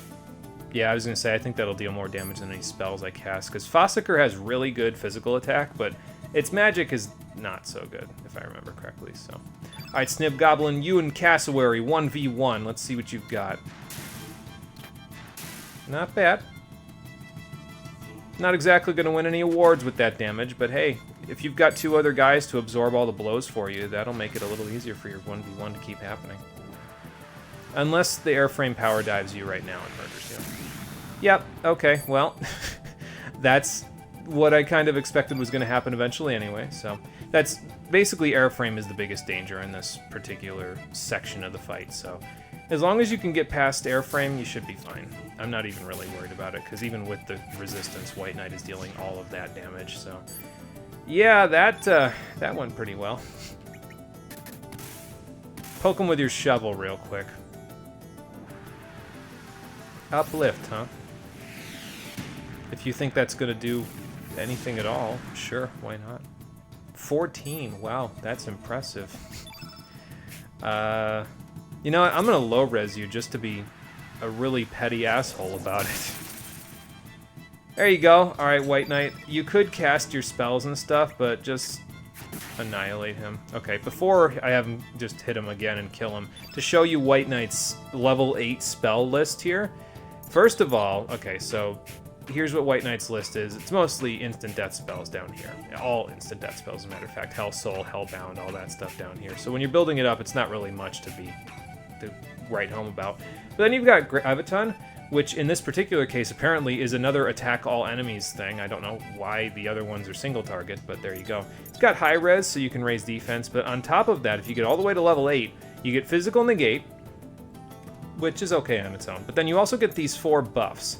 Rage is a whole party-wide attack buff, physical attack. Sadness Wave is a full enemy party-wide attack debuff. Spirits Up is a full party-wide defense up, and Wave of Fear is a full enemy party-wide defense drop. Those are really solid. You do have to build all the way up to level 8 to get them, but it gives you kind of a flow to work with Sprig's White Knight transformation when she uses it, because then you can just build the element power by dealing lots of damage, and then use one of these once you get up to level 8, and then just do it all over again. And so, like, the idea basically is to kind of get, you know, Rage and Spirits Up going, or Rage and Wave of Fear, and then you can go from there. So that's... We'll probably be taking advantage of that shortly, but until that point, let's just whack this guy upside the head. Because on top of having really good party-wide utility buffs, White Knight also hits like a freaking freight train, so...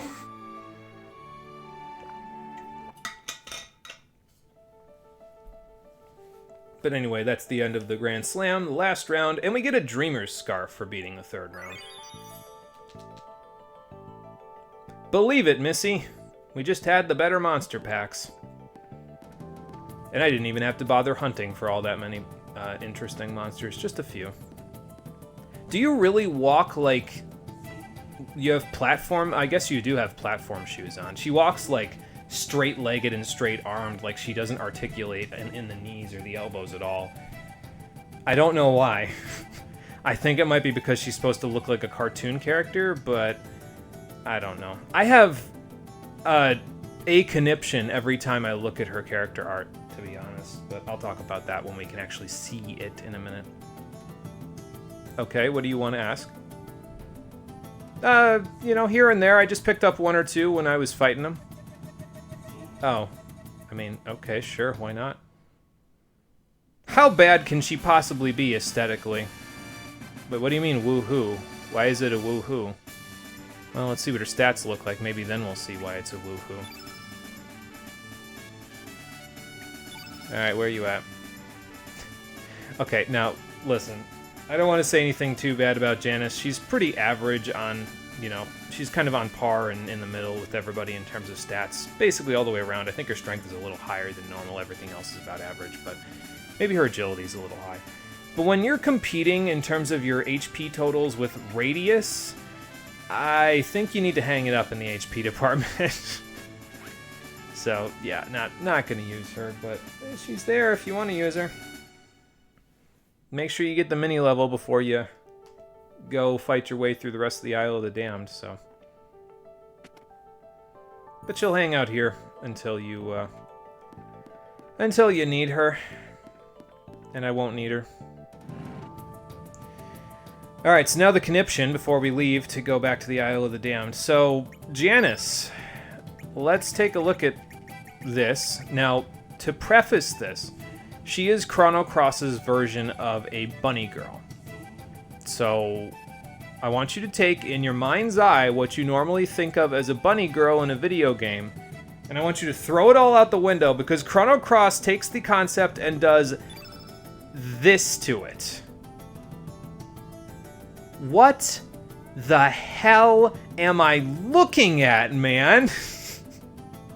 Like, you want to talk about over-designed? She has platform heels on. She carries around a carrot as her main weapon and a drum. And then, like, okay, I mean, I guess the cottontail is fine, but the tail is usually not the same color as the rest of the fur. Or maybe I'm just used to white cottontail rabbits, I don't know. But, like, what's with the ears, man? Like, I mean, I understand from a theoretical standpoint why you would stick the ears there, because that's where human ears go, on the sides of the head, but, like, it just makes her look like a really weird, deformed rat person. It doesn't make her look like a bunny girl. Like, they need to go up, or they need to go in a different direction, because rabbit ears can go in different directions. Like, something needs to give here. There's just too much going on, okay? And I don't get it. And that's not even to talk about the height and the weight and the build that she's got going on there. Okay, now I need you to understand. In the 90s, as it is today, young women still, to this day, and back then did as well, face body image issues where, you know, magazines, tabloids, internet trends, everything else will tell them to be thinner and thinner and thinner to the point where it's kind of not healthy for them. And then Chrono Cross turns around while they're still dealing with all of that shit and tells you that 104 pounds is plump-ish. Don't do that! 104 pounds is not plump-ish. That's like low average for 5'7". And now BMI is not the best metric for this sort of stuff, but that's not... Like, and I understand it's female weight rather than male weight, but that's like... That is not plump-ish, okay? And also, there's no way in hell, if she's 5'7", she's 104 pounds. With thigh gap like that, I'm gonna get in trouble for saying this. I'm sorry, I'm not trying to objectify anything. But with thighs like that, that's not 104 pounds, okay? And with all the other stuff that she's carrying around, she'd need, like, hollow bones somewhere to be 104 pounds at that point. But, like... Don't do that, okay? You're gonna make it even harder for girls in a world where they're already being objectified when they look at this lady who is, like, hourglass shaped with the exception of the weird accoutrements that she's got going on, and you're gonna say that's plump-ish? Like, come on, Chrono Cross, seriously? Not okay. Nothing about this is okay. Alright, tirade over, off my soapbox. Let's get the hell out of here so we can finally go do what we were doing at the beginning of the stream. Well, at, you know, the last time where we were going to the Isle of the Damned. You'll all be happy to know at this point that as far as I'm aware, we've done all the side quests that we... Well, not all the side quests we can do at this point. There is still one we could do, but I don't want to go do it just yet, because it's probably better to go do it once we gain access to another character that can steal things, and... We'll get them soon enough, but not just yet. So since we don't have access to anybody who can steal, I'm not going to go do the quest that we could do, the side quest that we could do. It's required to beat the main game anyway, so it's not even really a side quest. It just feels like it. But we'll go do it later when we actually have a little bit more of a reason to go do it, you know. Oh, and you know, I should probably also equip Radius with a tornado element while I'm thinking about it, because he's our green innate of the party, so he's the only one that can use that. But anyway, so that, like I said, that's all the side questy stuff that I can think of to do for right now, other than the one that I'm holding off on. So since we're not going to do any more for now, let's just do a little allocation, and then we'll go from there. I really should go buy some more meteor showers. I'm not even sure if I'm going to use the free fall traps while we're here, because like I could wait for a random airframe to just decide to cast it on me, or I could set the free fall trap up on Surge, or well, Lynx in this case, but I could set it up on our main character, and then start the battle by having them use it on a Couscous pack, and then set up the one free fall that I already have on level, what would that be, 2? Yeah. Set it up on 2, so I could set the trap and then use a level 2 free fall to not quite kill the Couscous, then the Couscous will cast it back at me and I'll just trap it, and, you know, just rinse and repeat till I have 6 free falls. So I only want 6 free falls, by the way, because we're not going to have a black innate character in our final party. We have every color except for that, and that's accounting for the fact that eventually, ideally, Surge gets his body back, because then we'll go from being black innate in Lynx's body to white innate back in Surge's body. So if we can manage that one, then we'll have everything other than black innate characters. So having extra free falls will let us deal damage to white innate enemies without having to worry too much about, like, okay, well, all my hits are resisted because I'm white innate, or I'm, you know, just hitting for neutral on one specific group of enemies because I don't have the ability to hit them effectively. So the extra free falls will let everybody kind of do a little bit of extra damage to white innate enemies, which they aren't very common, to be fair. So like, you can kind of get away with it without using it, but just so that we have the insurance policy, you know. So all right, this time let's fight the airframes before we go wandering around here. We already know the way to go. I just need to, I think there's one more wall to blow up, and it has like an inferno or a volcano or something in it. So if we can go blow that up, I think we'll be in good shape. So, all right, what are we looking at here? Okay, an airframe and then 2 Will-O-Wisps. Let's go to Radius's turn since he's got the free fall trap, and let's see if he can build up and get one set. Well, not if you keep doing that. Okay, let's do this here. Get him 1 stamina and then put him out to get that set up.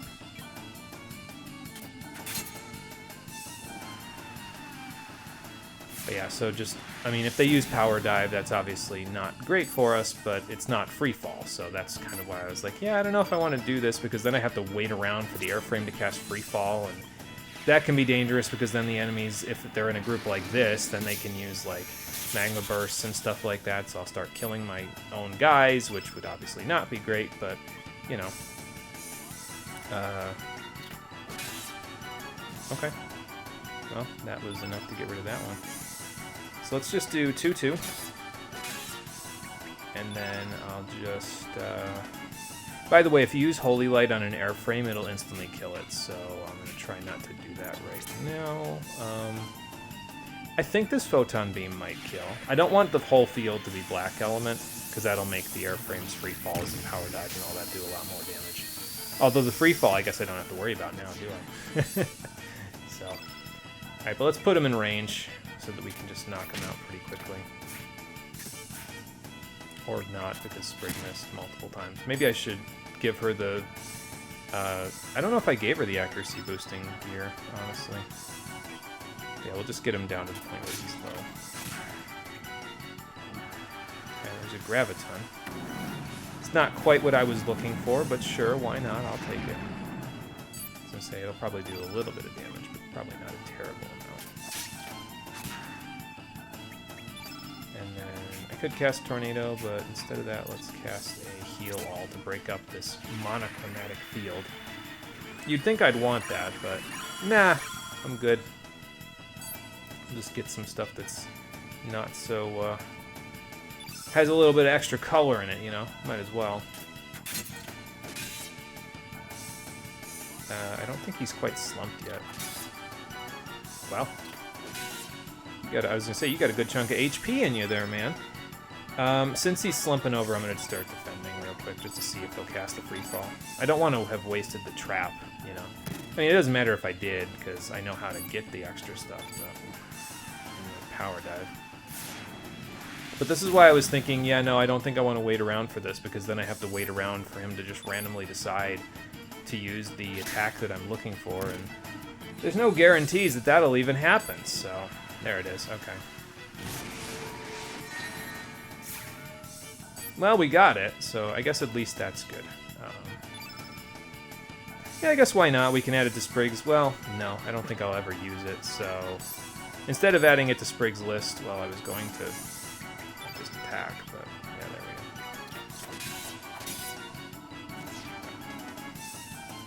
So we got an extra free fall, but so if you want to, you could do it that way, but I'm not going to do it that way. I'm just going to... I'll just get them from the couscous. I think it'll be a little easier than trying to do it another way, you know? At this point, everybody that's in the party and all of the reserves that I had have already gotten their level up, though, so their mini level. So since that's the case, I don't know if we'll fight too many other things. I think we'll fight the one Will-O-Wisp over here so that we can, whatchamacallit, just blow open the hole. I just need to find the hole first, that's all. I don't know where it is. I think it's right down there, actually, down those bones. Let's go see.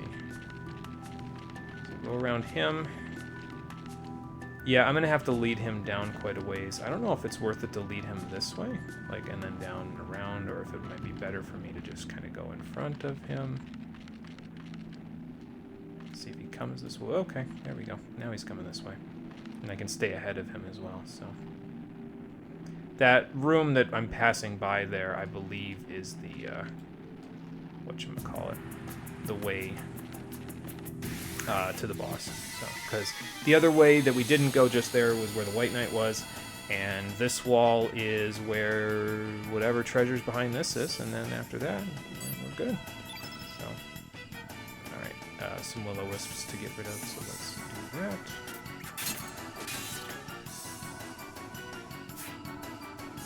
Not bad, nice dodge sprig. And that did a whole lot of nothing. So, as I say, I don't know if we'll hit this, but we did, so that's good. And I guess I'll Holy Light. It'll get rid of the little dead head guys. I don't know if they're called dead heads. I think they're just dead beats, actually. I think Deadhead is the boss, so. But yeah, see, it doesn't even inflict damage on them. It just flat out annihilates them, so there you go. Nice. Radius is pretty okay in terms of his strength. He gets pretty good strength, so it's not the best, but he'll deal some damage. Obviously, he won't be able to match up with Surge, but like, I mean, if you're trying to get them to match up with Surge, you're gonna be disappointed. The only thing that can really match up with Surge right now is, well, White Knight. So, is it right in here? Yep, it is. Another Inferno. We've got like 6 of them at this point. But yeah, so see, the Will-O-Wisp will respawn, so you can always just, if you didn't get the White Knight before, like if you did that, if you bombed that hole first instead, you could just bring it down here and get the White Knight. But as you can see, the armor's gone. You can't fight the White Knight ever again. So if you didn't get it the first time around with Sprig, you won't have access to it, so it might be in your best interest to reload, considering how good White Knight is. So. Anyway, let's go fight one of the tougher bosses in the game, shall we? These next couple of major bosses that we'll be fighting, a lot of people generally consider them to be some of the hardest bosses in the game. There is a super boss that you can fight, but you can cheese it, so it's not really that tough. We'll talk about that when we get there, but for now, instead of that, let's just move on up here. So I'm guessing this is the site, huh, Radius? Wait, why are our names on the tombstone?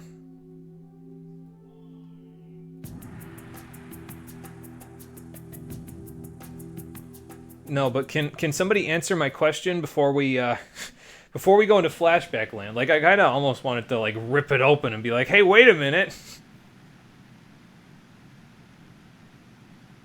So, where was this that you guys were just wandering? Oh. I love how he screams in pain, and then there's a question mark in there, because he's just like, why would you... Yeah, but at what cost? You just murdered your friend, you idiot. Well, he's corrupted by the sword, so yeah, as you can see, that he did not do that of his own power. So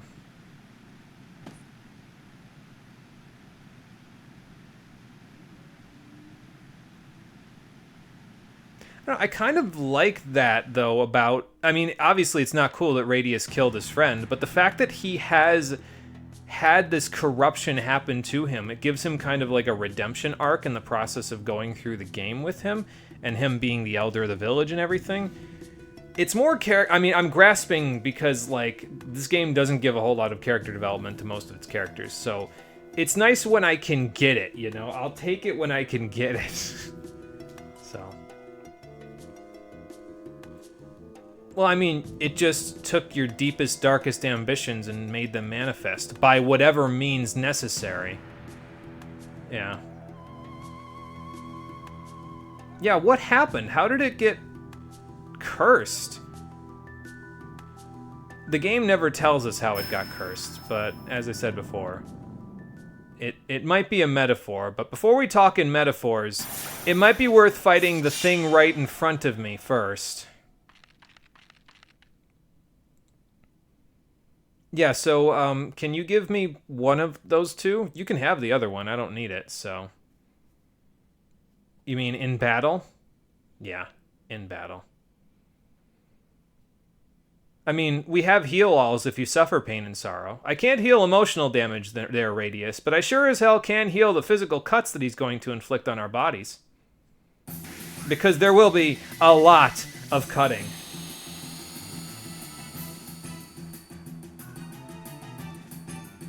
Also, Jesus Christ, this man is tall. What have you been eating? Like, holy man. Alright, so first things first. Garai is white elemental, so I want to get Diminish up as soon as possible, so that's what I'm going to try to do here. I'm just going to poke him, actually, to be honest. Like, if I just poke with 5 level 1s, we should have a pretty high chance of getting off a Diminish before we lose our head here. So, there we go. Alright, get Diminish up, and then we'll get Doppelganged once we're into the next section. Once we get it back around to Sprig's turn. So. Okay, next things next. What do I want to do? We're already turned black, so I really only need Eagle Eye, and then we should be able to go nuts. So let's just do a little of that. But yeah, this is why you want Diminish, because triple cut will still hurt. Okay, never mind. It won't hurt quite as badly as I thought it was going to. I was thinking it was going to deal about double that, but I forgot how good Diminish is. I will never again forget how good Diminish is. Alright, so let's get an Eagle Eye going on Lynx. We're going to get a turn black going on Sprig once she... Actually, we don't even need it, because Sprig, when she's White Knighted, is black innate, so maybe we'll just get it going on Radius, but I don't know. We'll figure that out when we get there. And then just rip him a new asshole, Lynx. And then I'll probably... Actually, it might be worth it to try to weaken him while I've got the extra elemental stuff here. So let's try that out. It might not work because previously we've had a situation where it just flat out missed, but we'll see. Maybe it'll work. It worked. Good. All right, Sprig, let's build you back up to your doppelgang now. And 1-1, 2-2. Okay, didn't quite get there, but that's okay. You'll get there in 2 seconds, then we can use 1 stamina. Ouch. And then we can just... Actually, as a matter of fact, why don't you just hard cast a healing spell real quick? I don't want to give him extra healing or extra damage with white innate, so I think I'm just going to cast a heal all, so that way I'm not using recover all. So what'll happen now is Sprig will go to 0 stamina. She'll stay at 0 stamina once she doppelgangs, so like watch her stamina. So like if I doppelgang now, and we go over to White Knight. She'll be out 6, but then as soon as she transforms, she'll be back to 0. So then all we have to do is just keep attacking, and eventually she'll get back up to 7 so she can start wombo comboing this guy. Yeah, see, there she goes. Now she's at 0. So why don't you just poke with your 1 stamina that you've got? That's fine. That way you can get a couple of 2s off with your Eagle Eyes. Or do I do a 3? I'll do a 3. Okay, that did good damage. I'll take it. Will Breaker! Sounds dangerous. Eh, it was okay. Wasn't the worst thing I've experienced today, so... let's go back to Radius's turn. I know I'm kind of just, you know, faffing around here, but that's because I'm trying to get White Knight back to 7, so if we can do that, we'll be good. 2, and then a top off, I think, would be a good idea. So, yeah, I'll use your level 4 heal all. It's fine. We've got 2 Black and 8 characters ready to absolutely demolish him now, so I don't think I really need to worry too much about using my higher end healing spells, you know. So, all right, 2-2. 3. Okay, no 3 for me right now. Nice dodge. That will help quite a bit. Yeah, do a 3, so that way you can get to your 7. And then if he has enough HP left in his body, I might start casting a buff next turn with Sprig, so we'll see. I lost my Eagle Eye, actually. So, since that's the case, let's go back to Radius, and we'll have him reestablish Eagle Eye. Because that'll get Sprig the 1 stamina that she needs to get to level 8. Although I suppose that doesn't really help me, because then I still need to cast the spell, so I need 2. Whoops. Okay, well, we'll just do a full round with you, then. Get the triple cut. Yeah, that's fine. I'm fatigued now, so that's a little bit of a problem, but... Well, we've got Sprig to fall back on, because Sprig will be able to deal the extra damage even though I'm fatigued. And I think I have Purify on Radius at least once, so I should be able to just do that and be fine. I'm going to do a 3. I know I'm wasting the element power by doing it, but I might as well do another one. He's almost dead anyway, so... Now, can you imagine how much stronger Sprig would be in this particular case, where if she had as much HP as the White Knight normally has when she transforms? Like, that would be a terror. She would be a terror on the field. But anyway, let's get Rage up. That's the only problem, though, because as you can see, based on the damage and everything else that we've dealt at this point, by the time you get those buffs up, the fight's almost over. So, no, I don't have enough to do that. But he's done now, so. So it's a little touch and go because of Sprig's HP, but other than that, we're fine.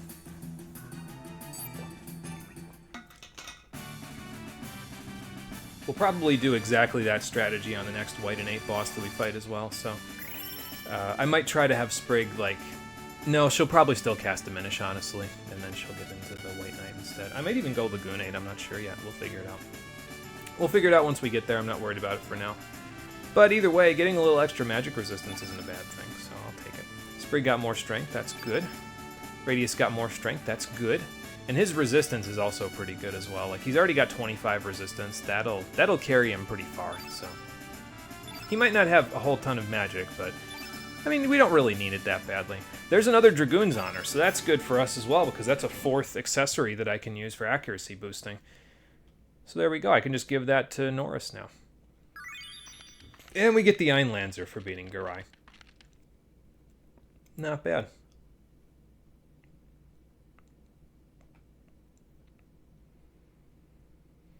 You think that they're going to want to do that to you? I mean, they seem pretty well, I shouldn't say they, I don't know Dario, but Glenn seems pretty honorable. I don't know if he'd cut you down just because you killed their father. You know, in your... not really drunken stupor, but you were not yourself, so... But yeah, no, I think it's a simple narrative for Radius, but I think it's fairly compelling for him to have this sort of feeling of redemption, you know, that he has to have. Now, did this erase? Yeah, it did. Okay. It erased the epitaph for us that I was saying before. Hey, why am I listed on here? That is, I feel like I'm missing something. Like he might have etched that in as our tomb, but yeah, no, we don't don't have to worry about that now. And as far as I know, there's nothing up there where the will-o-wisp is currently floating, so... Let's just get the heck out of here now, and then we'll go from there. Pretty quick jaunt back out, though, so it shouldn't be too terribly long to get out. And yeah, like I said, we could wait for the airframes to cast Free Fall on us, but I think if I'm going to do that, I might as well just, like, go do it with the Couscous, because I can just set Free Fall to level 2 and go from there, you know. So, I think that's what I'll do instead. But with that, we are done in the Isle of the Damned. I know, I spent, like, a million years kind of putzing around it, and then all of a sudden it's like, okay, it took, what, 25 minutes, and then we're all done. But... yeah, with that, we can head to the Dead Sea now. I don't think... hang on, let me go back to the shore. Is there anything that I might want to go grab and, like, equip on anybody? Really, until we have access to the shops from both worlds, it's kind of tough because, like... we don't really have a whole lot in terms of elements that we can go buy that I might want that we don't already have, you know? So... hell, we don't even need anything at this level ever again, so I'm not really even worried about that. We can probably take off the white innate spells now, though, just for a little while. We won't need Holy Light for a little while either because, well, there aren't any enemies that we can instantly kill with those, so, yeah. I don't really know what we're going to be fighting in the next area, so I think I'll equip some, like, I'll just kind of leave what we've got here for now, and then we'll equip some turn spells and some elemental spells once we kind of know what we're fighting, you know. So let's do that. You, however, I think having access to Diminish and then Meteor Shower should be enough for you for a little while. I guess I could give you the other Carnivore. Well, hang on, let me see how much, what Radius has got going on here. So let's get rid of that, and that, and that. As a matter of fact, honestly, if I'm going to bring Draggy and Norris into the party, I don't even need to worry about what Sprig has equipped because she's not going to be in the party to take advantage of it, you know? So... I guess I could give her another Tornado if I so chose, but I don't have to so choose that.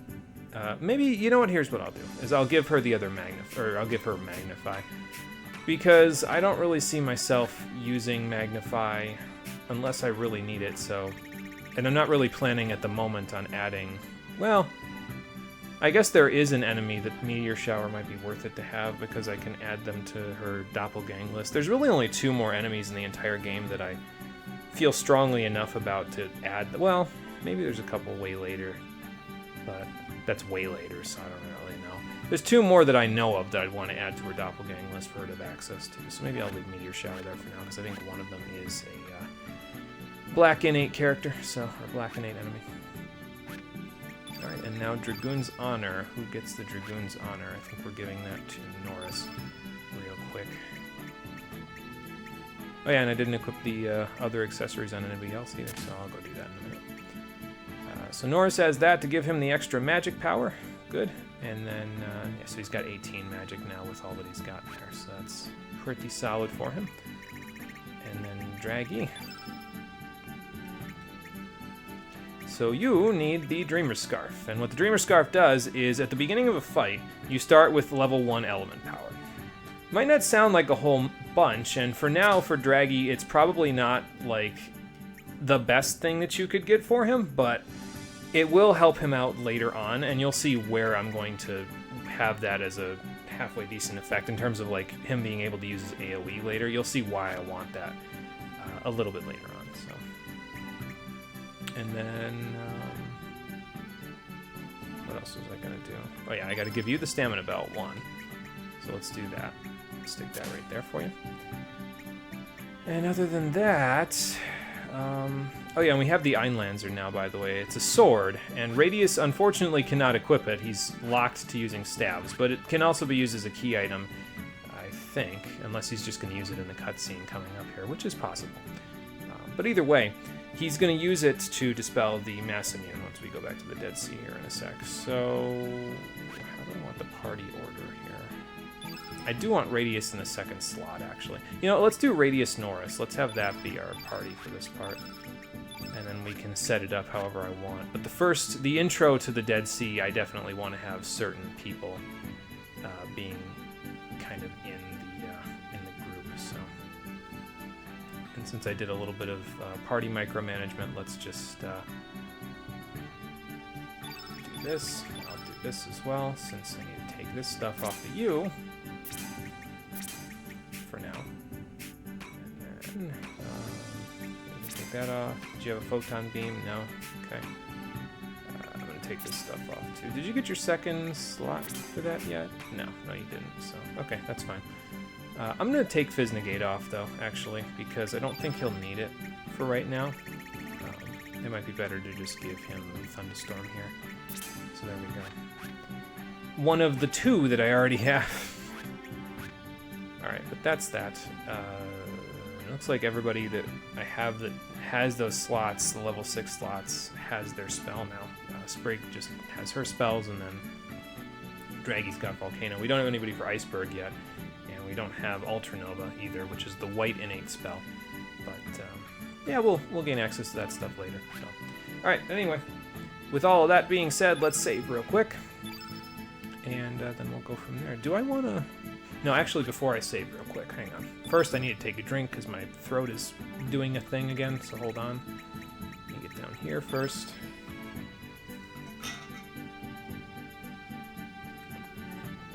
So... once Sprig gets her Doppelgang off, Sight Scope doesn't really do anything for her, so I think I might give her the spare stamina ring so that way she gets her stamina back faster, because that still applies when she has her transformation, so... but the Sight Scope might be better off in Draggy's hands, because then he can... basically, I can have accuracy boosting on everybody that needs it, and then Sprig can just, okay, let's just build up to level 5 by using level 1 attacks, you know, and then she can just do that to poke enemies. And then once she gets up to level 5, then she can just run a train over them, you know. So that's the plan, anyway. Okay, but I think we're all ahead full. We'll see what we're fighting in just a few minutes, but let's go to the Dead Sea first and get a move on. Got to go to Death's Door first, though, before we go anywhere. And remember, there are no mini levels available at this point, so, you know, get the HP if you want, but that's about all you'll get, so... Alright, you're up again, Radius. Because you know how to do this. I think. How does he know how to do this, anyway? Has he seen Garai use it to do that? I mean, I guess he saw him use Willbreaker, which dealt, you know, holy damage, white innate damage, so...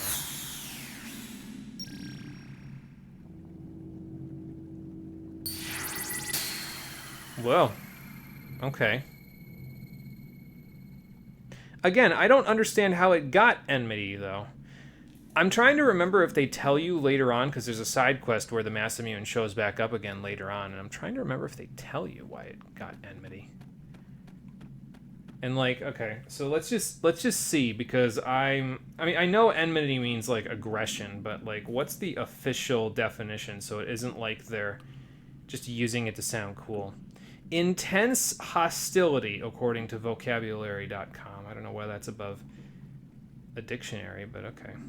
Positive hatred, which may be open or concealed. A feeling of hate is what a dictionary says it is. But yeah, I mean, I guess that's correct. It's just, I don't know. You could just say, free yourself of your hatred or something. Then again, they might think, oh, well, that's too close to Star Wars.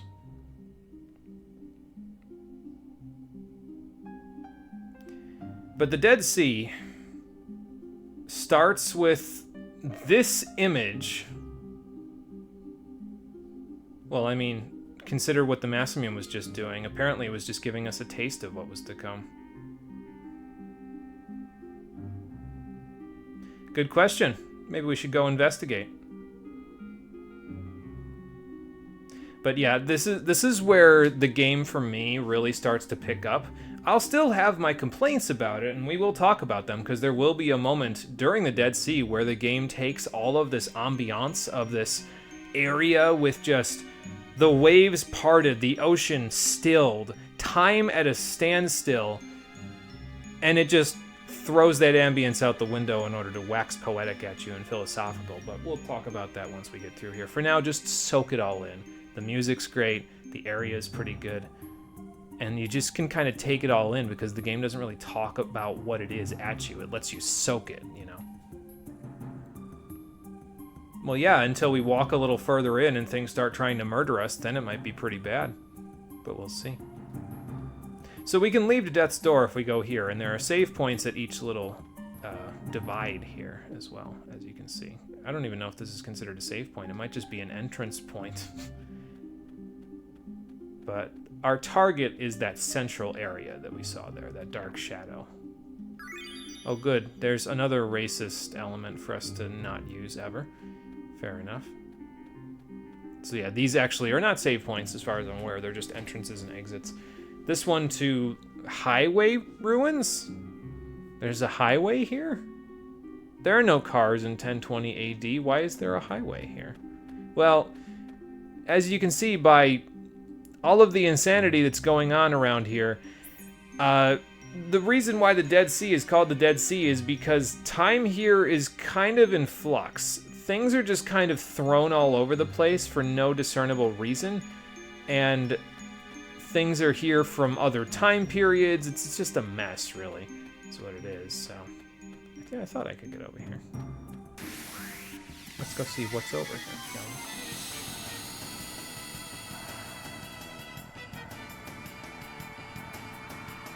And I guess since I've got Radius and Norris in the party, since I forgot to switch Draggy in, we'll just kind of fight off the Geosa as it is. That's fine.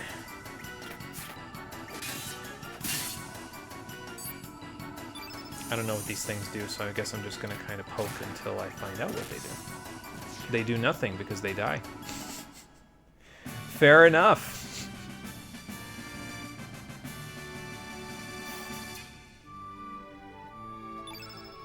Yeah, we'll still get little HP boosts, so I guess those aren't too bad to have around, you know. Okay, so is this, like, a path to a new area? It is, okay. I wasn't sure. Okay, but this is actually, it looks like the way we're supposed to go, so let's go back. I don't remember this area terribly well, despite the fact that I do enjoy the ambience of it. I don't... Like I said, I didn't do any test runs of Chrono Cross recently, so I'm playing this a little bit more, I guess, blind. It's not really blind, but it's a little more blind than some of my other RPG projects where it's like, no, I've played this game enough times to know it back and forward, or I've just done a test playthrough within the past year where I remember things about it. But in this particular case, I haven't played this one since... I don't even remember. It's been at least like 3-4 years, I think, since I played it last, and that was the first time I beat it, so... my knowledge of it is not quite as extensive as other projects that we do, so... I guess they're giving me high reses. Not that I really need those. If I needed them, I'd just white knight it up, but, you know... I would try to grab all the treasure while you're here. It's, well, time is in flux here, as I said, so things here are not gonna be... It's gonna be a little hard for everything to maintain itself for a while, you know? Oh, that guy looks like a tough customer. I think he's actually the next boss, now that I think about it. So, with that in mind...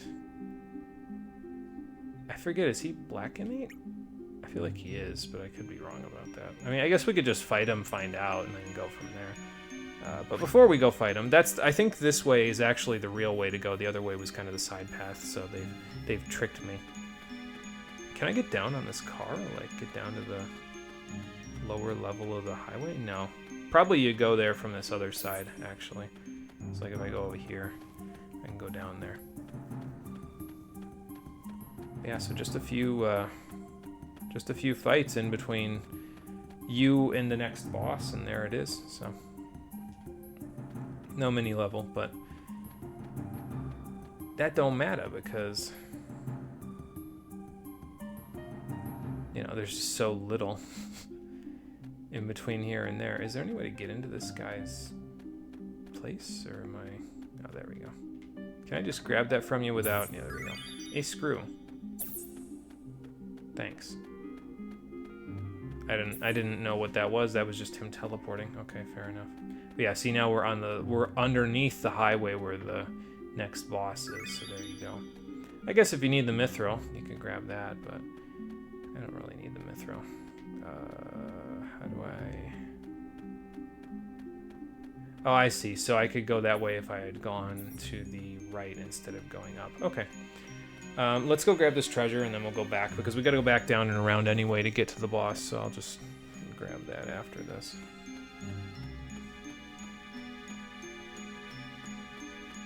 If I can get over there. There we go. Ah, a free fall.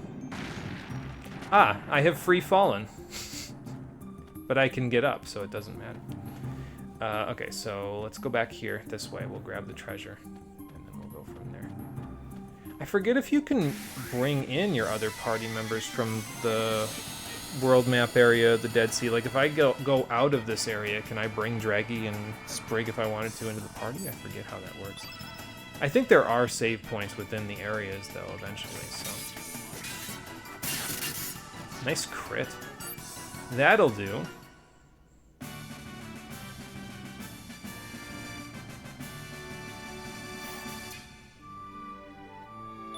Oh, there's our... Oh, there is a mini level here. Okay, well, color me surprised and also incorrect, I guess. I thought the FAQ said there was no mini level here. So, okay, well, now all we got to do is go get Draggy and Sprig, if I can do it. I might as well go do it now, since I'm now cognizant of the fact that there is, in fact, a mini level here. So let's go see if I can teleport here. I can, okay.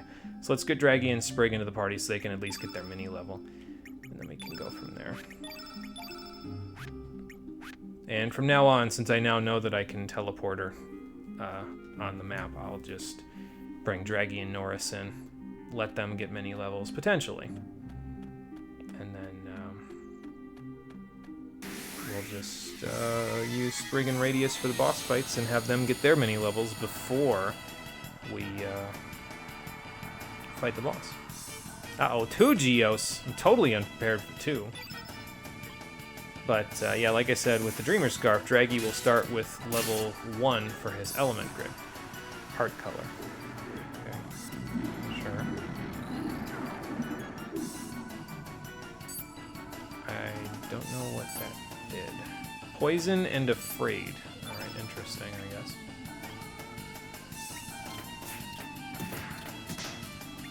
Slap the sin out of him, and then we'll do a cough mix.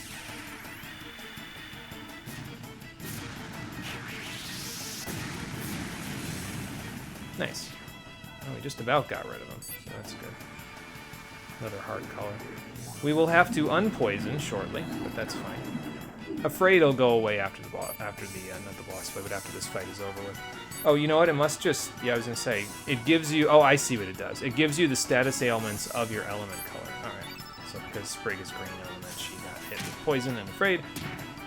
Draggy would have gotten hit with burns and confuse. And Link's got darkness and curse. So I guess that's cool. And I wouldn't be shocked, by the way, if Sprig gets very few HP upgrades, because her max HP is only like 650, if I remember correctly, so it's not particularly high, and it makes it kind of tough to use her in the long term because she has so little HP. It's one of the reasons why she really needs the gold earring in order to be effective. She just doesn't have the HP to last otherwise, so... It just gets pretty tough for her without it. Alright, let's get into one more battle just to see if there's any HP boosts that anybody else wants to get, and then we'll go confront the Highwayman. That's the next boss, by the way. I didn't mention that, but we'll see it in a minute. Next boss is called Highwayman. Which I suppose makes sense, considering this is a highway. I'm kind of just trying to fish for a Sprig HP boost, honestly. I don't think I was going to say, I don't think she's going to get it, because that's the thing about the mini levels, is they did design them based on the fact that... Oh, I guess he came back. Alright, cool.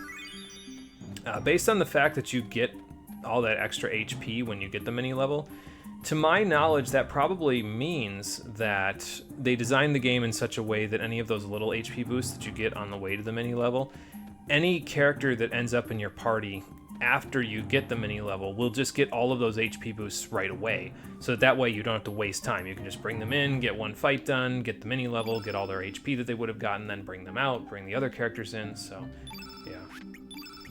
Excuse me. Yeah, we'll use this party. That works, I guess. I think this one is actually black innate now that I'm thinking about it, because I think it uses a move called exhaust gas, and well, if there's a move called exhaust gas and it's not black innate, I will be surprised. So let's just put some turn weights on so we can give Surge some of that. Can I save out here? I can save out here. Okay, cool. Well, that makes it a little easier for me. Could just do this, then go in, confront the highwaymen, and go from there. Yeah, I don't know why the character FAQ was listing this level as not having a mini level. Maybe they just didn't fight enough battles to get the mini level? I don't know. I mean, I guess there aren't very many fights in between. You could basically get to the next boss by fighting one Geos, and that's it. Hell, you could get there with 0 if you just walk past that guy. So.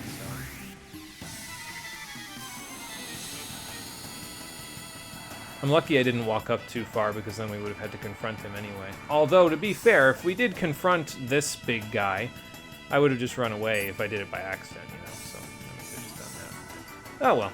Either way, let's see what we've got. Yeah, he is black innate. Okay. So, Sprig, why don't you get the Minish up? I don't know if it's a good idea, considering he's got, whatchamacallit? Already got a black innate element on the field, and this is going to push the white innate off, but I don't know. It's probably fine. We'll probably be fine. He's revving it up. Alright, so now we'll get an Eagle Eye going. Actually, I'll probably get a Turn White going more than an Eagle Eye, I think. Eagle Eye would be nice, but I can do that on my next turn, so. In the meantime, let's get a little bit of extra damage with the Turn White. And then, once Sprig gets her turn back, we can just have her doppelgang into the White Knight so she can beat an ass as well. So say, Surge, could you please hit the broadside of a barn? Please. I don't want to have to do just the ones with you like I'm doing with Sprig currently. Okay, well, it hit a couple of people. Oh, Darkness. Oh, good. Well, at least it didn't hit Surge in the process, so. Oh, I guess my accuracy wasn't showing up correctly there for a minute. Alright, well, tis what it is, I guess. Do I just hardcast Eagle Eye with Radius while I wait for Darkness to go away? I think I'll just do this again, honestly.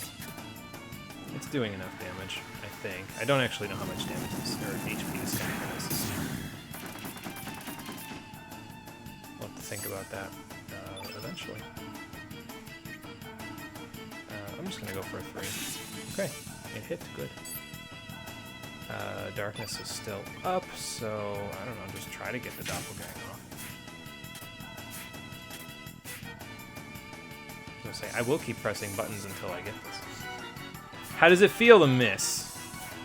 All 3 somehow. That's surprising. Didn't expect that.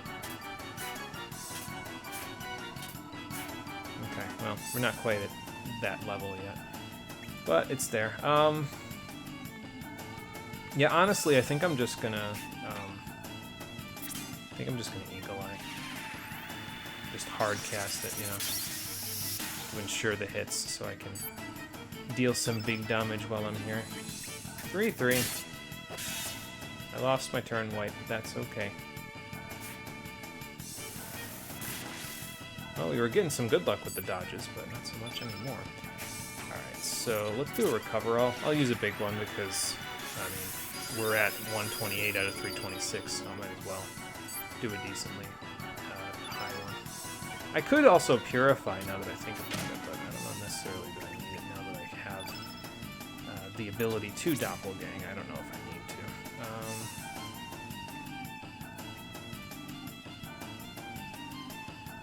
Yeah, I think I'm just going to go with White Knight for the defense boost, honestly. Because it'll give us that black innate, which will, even though she's got low HP relative to everybody else, she'll have the defense because of the fact that she has... oh, and it got rid of her darkness as well. That's good. Because she's got that black innate element, she'll have the extra defense. Hell, in a minute, Radius might be rid of his darkness as well, because he might just lose it in the process of attacking here. Yeah, there it goes. It's gone. So that's good. Let's do a 2 since it's gone, and then we will get another turn weight up. Do I do it on Sprig? Or do I do it on? I'm gonna do it on Sprig, because she can just 3/3 right now. So I'll just do that real quick. I missed on a 96. This game was, in fact, made in the same era as Final Fantasy Tactics, so missing on a 96 is... I would normally call bullshit, but I'm not really shocked that it happened, honestly. So, alright, let's just try to attack and see what we can do. The Eagle Eye isn't quite giving me what I would want to have. Well, I hit once, so that's good. And then, I don't really need any big heals. I guess I could Purify myself. I could have Radius cast a turn weight on Surge again. But here we go again with this. I'll do a 2-2-3 this time, just so that the game doesn't have any excuses to give me about me missing.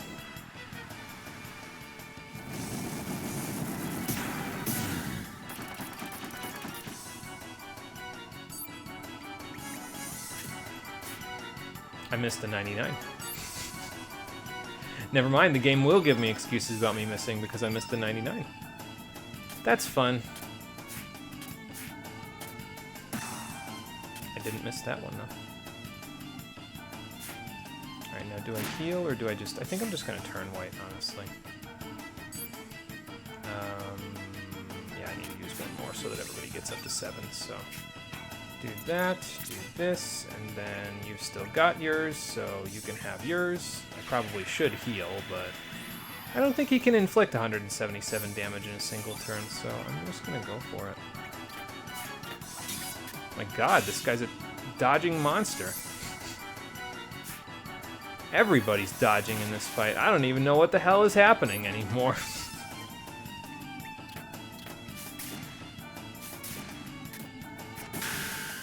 Nice crit. That'll do it. Well, that was a major pain in the ass. But we got him, so it's all good to me. Long as we get him in the end.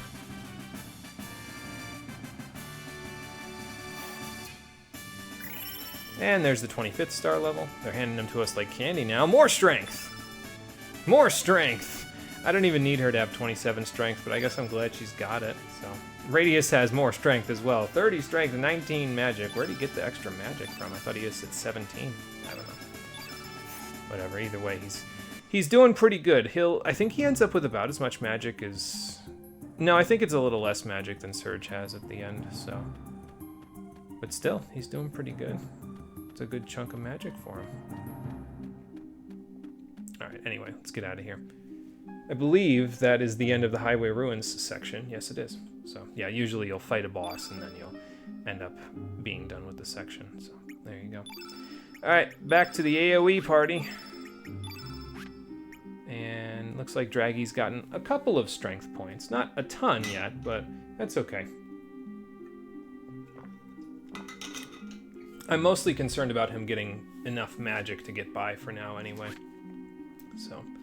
Although, really thinking about it, I should probably give him the other Dragoon's Honor and then give Surge the, what I give him, the Sight Scope? Yeah.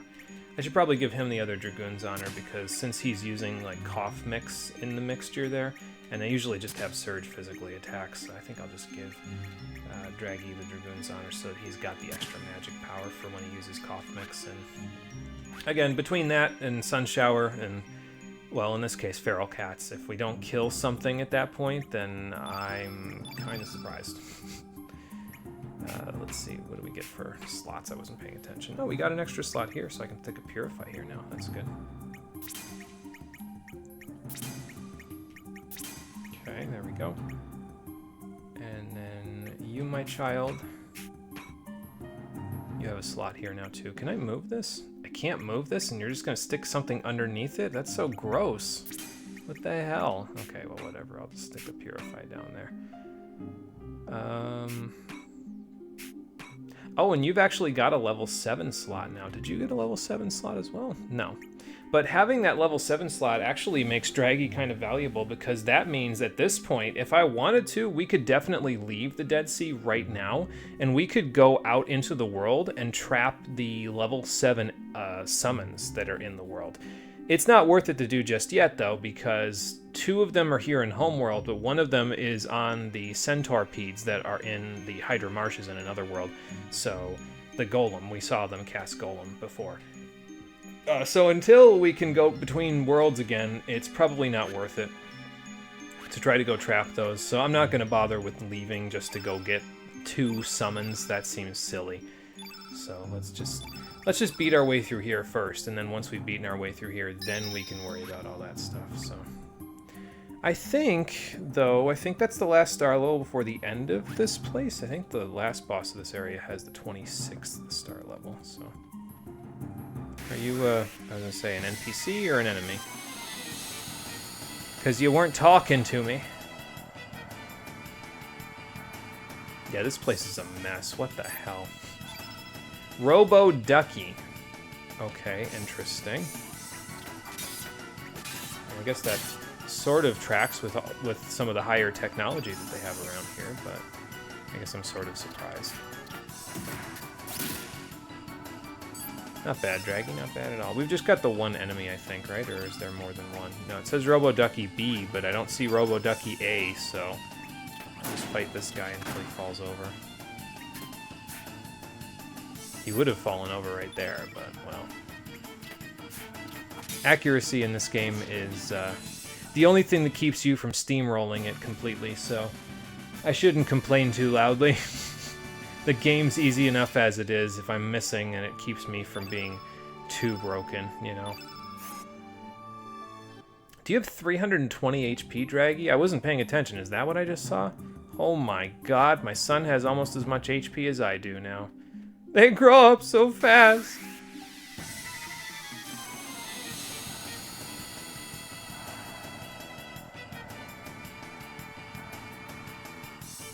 Yeah, looks like just 1 more Robo Ducky again, so. Oh, here's where Robo Ducky A is. You must have been looking for your friend, and, well, you won't find him anymore. He's not here anymore. Sorry. Nice. We will increase your physical offense yet, my friend. Might not quite get to the point where you're fighting things off like the Legend of Spyro, but yeah, we might get close to that. So, yeah, I'm just gonna fight as many things as I can on the way here, though, because, I mean, it might be a situation like before where there is a mini-level here, even though the FAQ says there isn't, so.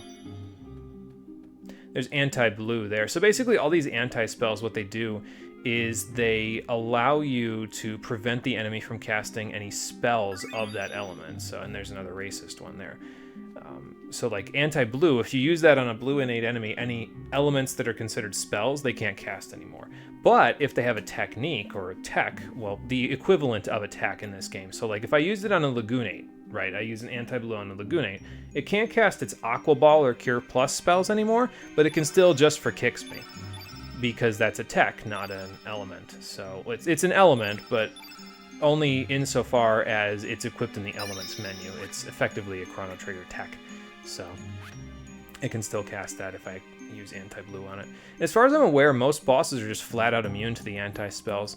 So in most of the cases where you'd want to use it, like in boss fights, you just can't. So yeah, there's another resistance belt, so if we need it, we have it. We have it now, so. Yeah, I'm just gonna keep fighting because I don't know. At this point, I don't even know which ones are the mini levels and which ones aren't, so I'm just gonna fight everything I see. I mean, worst comes to worst, we'll just get a little extra money, you know? No big deal.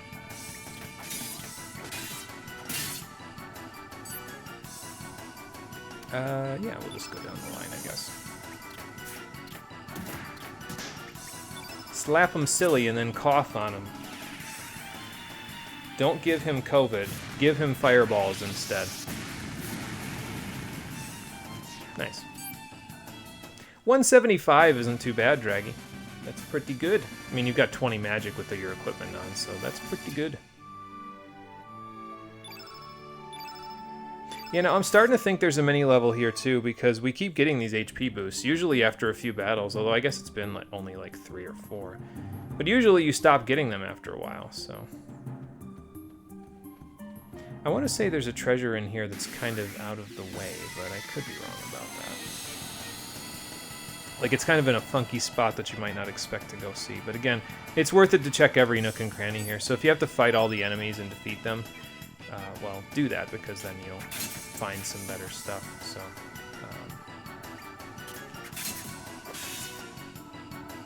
wasn't sure how I was going to handle that one, but that works.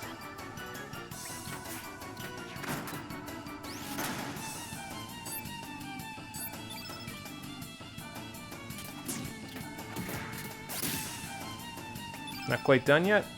Let's check out Volcano then, since we got the extra stuff there. Okay, well, that'll work. 220 on and that was an AoE attack if I remember correctly, so that's pretty good.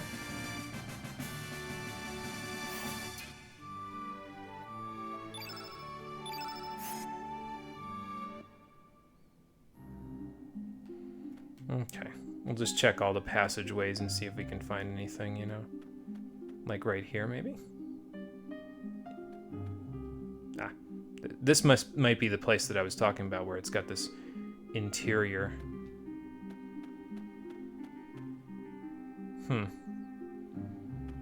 Main screen turn on? Yeah, Norris, you're probably better with tech than we are, because you're from poor, and the poor military has access to higher tech, so... Another reason why you want to bring Norris along, because he has knowledge of this stuff, so... I can't get anywhere here. I mean, we might know what spontaneous combustion is. That doesn't mean I know how to run a computer. They knew what spontaneous combustion was before the invention of the computer. I don't know what happens if you don't have Norris here. I would imagine that either you can't interact with it, or you just bang on the keyboard until something happens, so... Uh-oh, 2300 AD again. Well, if you were here for the Chrono Trigger playthrough, you know what happened there. Lithosphere Investigation Report, report number 27. Unknown life force, parasitic to the planet. Geologic stratum result 65 million BC. Code Lavos. So this is the terminal that found Lavos in 2300 AD. Must be. I mean, it's 1020 now, right? How do you even know how to do that? What do you mean, download? You literally just hatched from an egg. How do you know how to use a computer, Draggy? Yeah, sometimes when you bring characters along, you get ridiculous dialogue options like that. It gets even more ridiculous later, because if I remember correctly, there's one point where you're talking to like a poor military officer and they're being insubordinate. Now, if you have Norris along, he just instantly takes the lead and says, "Do you want to be court-martialed and discharged?" But then if you have some silly people in your team like Draggy, then all of a sudden Draggy takes the lead, and he's like, "Do you want to be court-martialed and discharged?" And it's like, okay, Draggy, slow down. And I'm emphasizing the R, obviously, because he says like 4 R's for every 1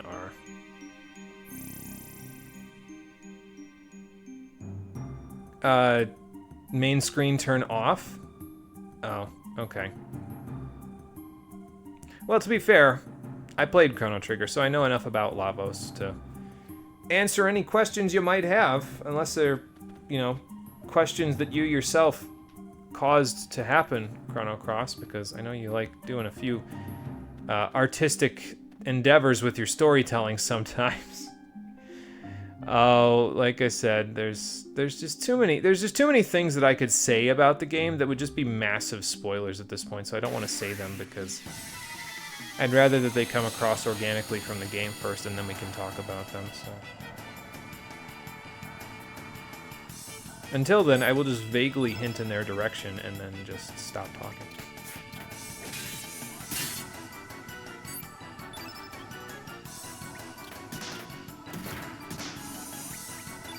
I like the little slap sound effect that he does too when he uses the level 2 there. I'm gonna try 99 out actually. Let's see how this does against this guy.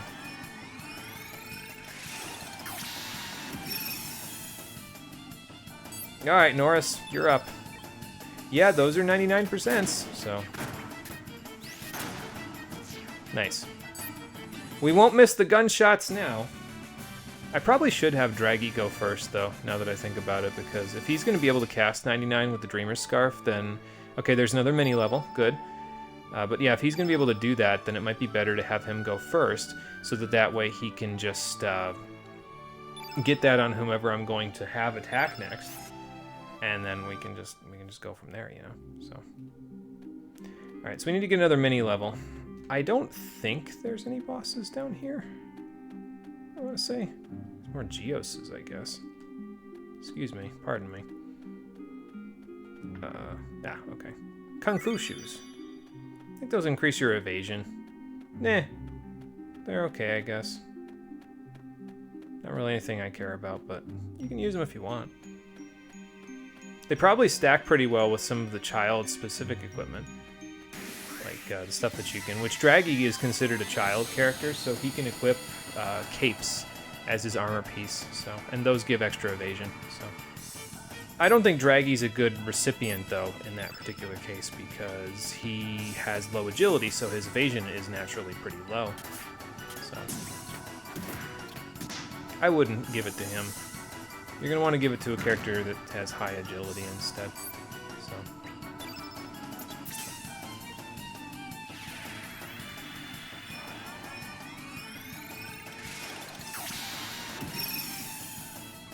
Alright, so there's that. Now you go next. And beat an ass. Nice. Boy, I'll tell you, I can't wait till we can upgrade to a stone swallow. Won't be long now, but it will be well appreciated when we can.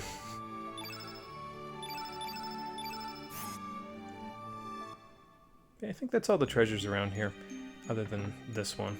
Another stamina ring. Okay, well, if we didn't get one before from Zoa, we could always have gone and gotten that one, but... Yeah, I got one from Zoa, so I'm not really worried about it, you know. Oh, okay, hang on, I need to... Whoops, that's the wrong button. I need to bring in Sprig and Radius so they can get their mini level before we continue.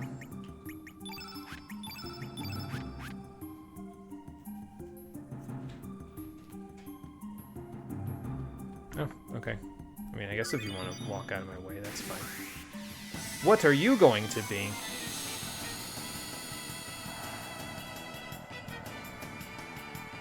Something new. It's not one of those Robo-Duckies. Oh.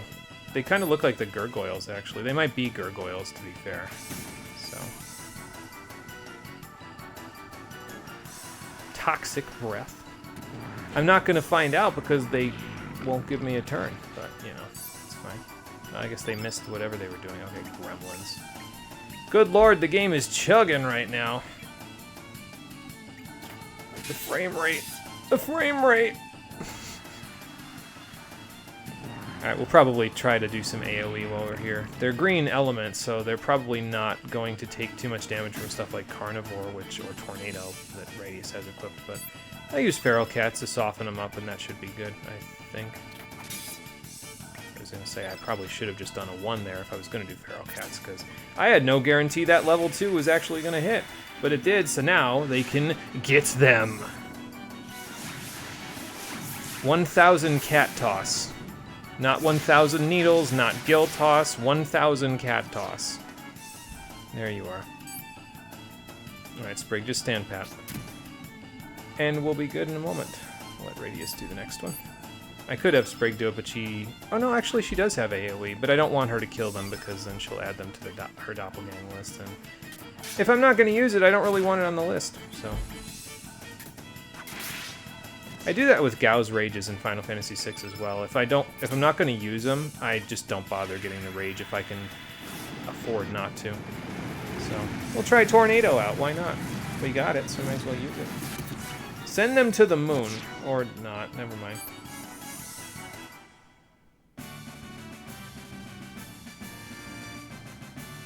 Alright, so you guys can get your mini level.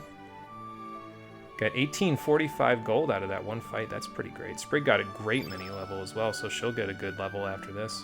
And I think if I remember correctly, the way that it works is that the stats that you get at your mini level are also the stats that you get at your level up. I could be wrong about that, but... Oh, I didn't have any element power left. Oh, that's okay. To heal up. What did I just get? Oh, that was the anti-green that I just got, and it didn't play the effect. So, alright. So, since you two are done, let's get our AoE crew back out.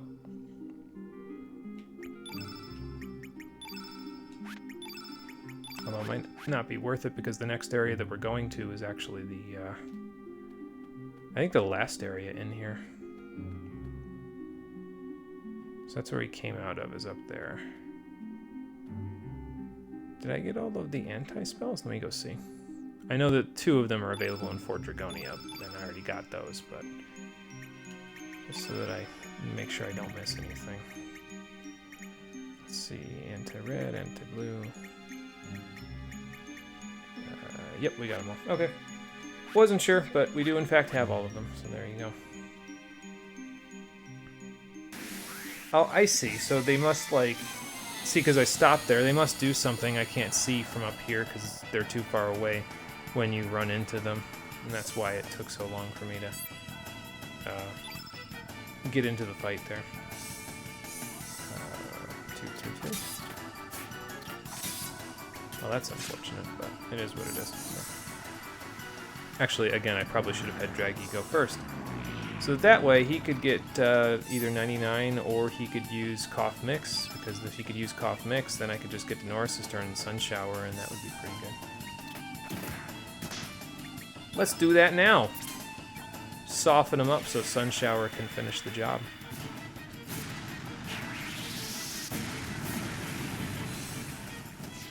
Good. He even got rid of one of them for us. Not bad. Not bad at all. Alright, so now, 1, 1, 2, 2. And with Norris being yellow innate, he'll obviously deal a little more damage than the rest of the crew against these guys specifically. So, works both ways, of course, but these gremlins don't seem to do much damage, and they give you quite a bit of money for beating them, so... Alright, send them. We couldn't send them to the moon, so let's send them to the sun instead. Yeah. That's a weakness hit, so that's pretty good. I mean, it would deal less if it wasn't a weakness hit, but he's still hitting for, like, what would that be? Like 175, maybe 180 per enemy that he hits with Sun Shower. So that in combination with Cough Mix doing about the same amount, that's like 350 per enemy group, and then whatever Feral Cats does.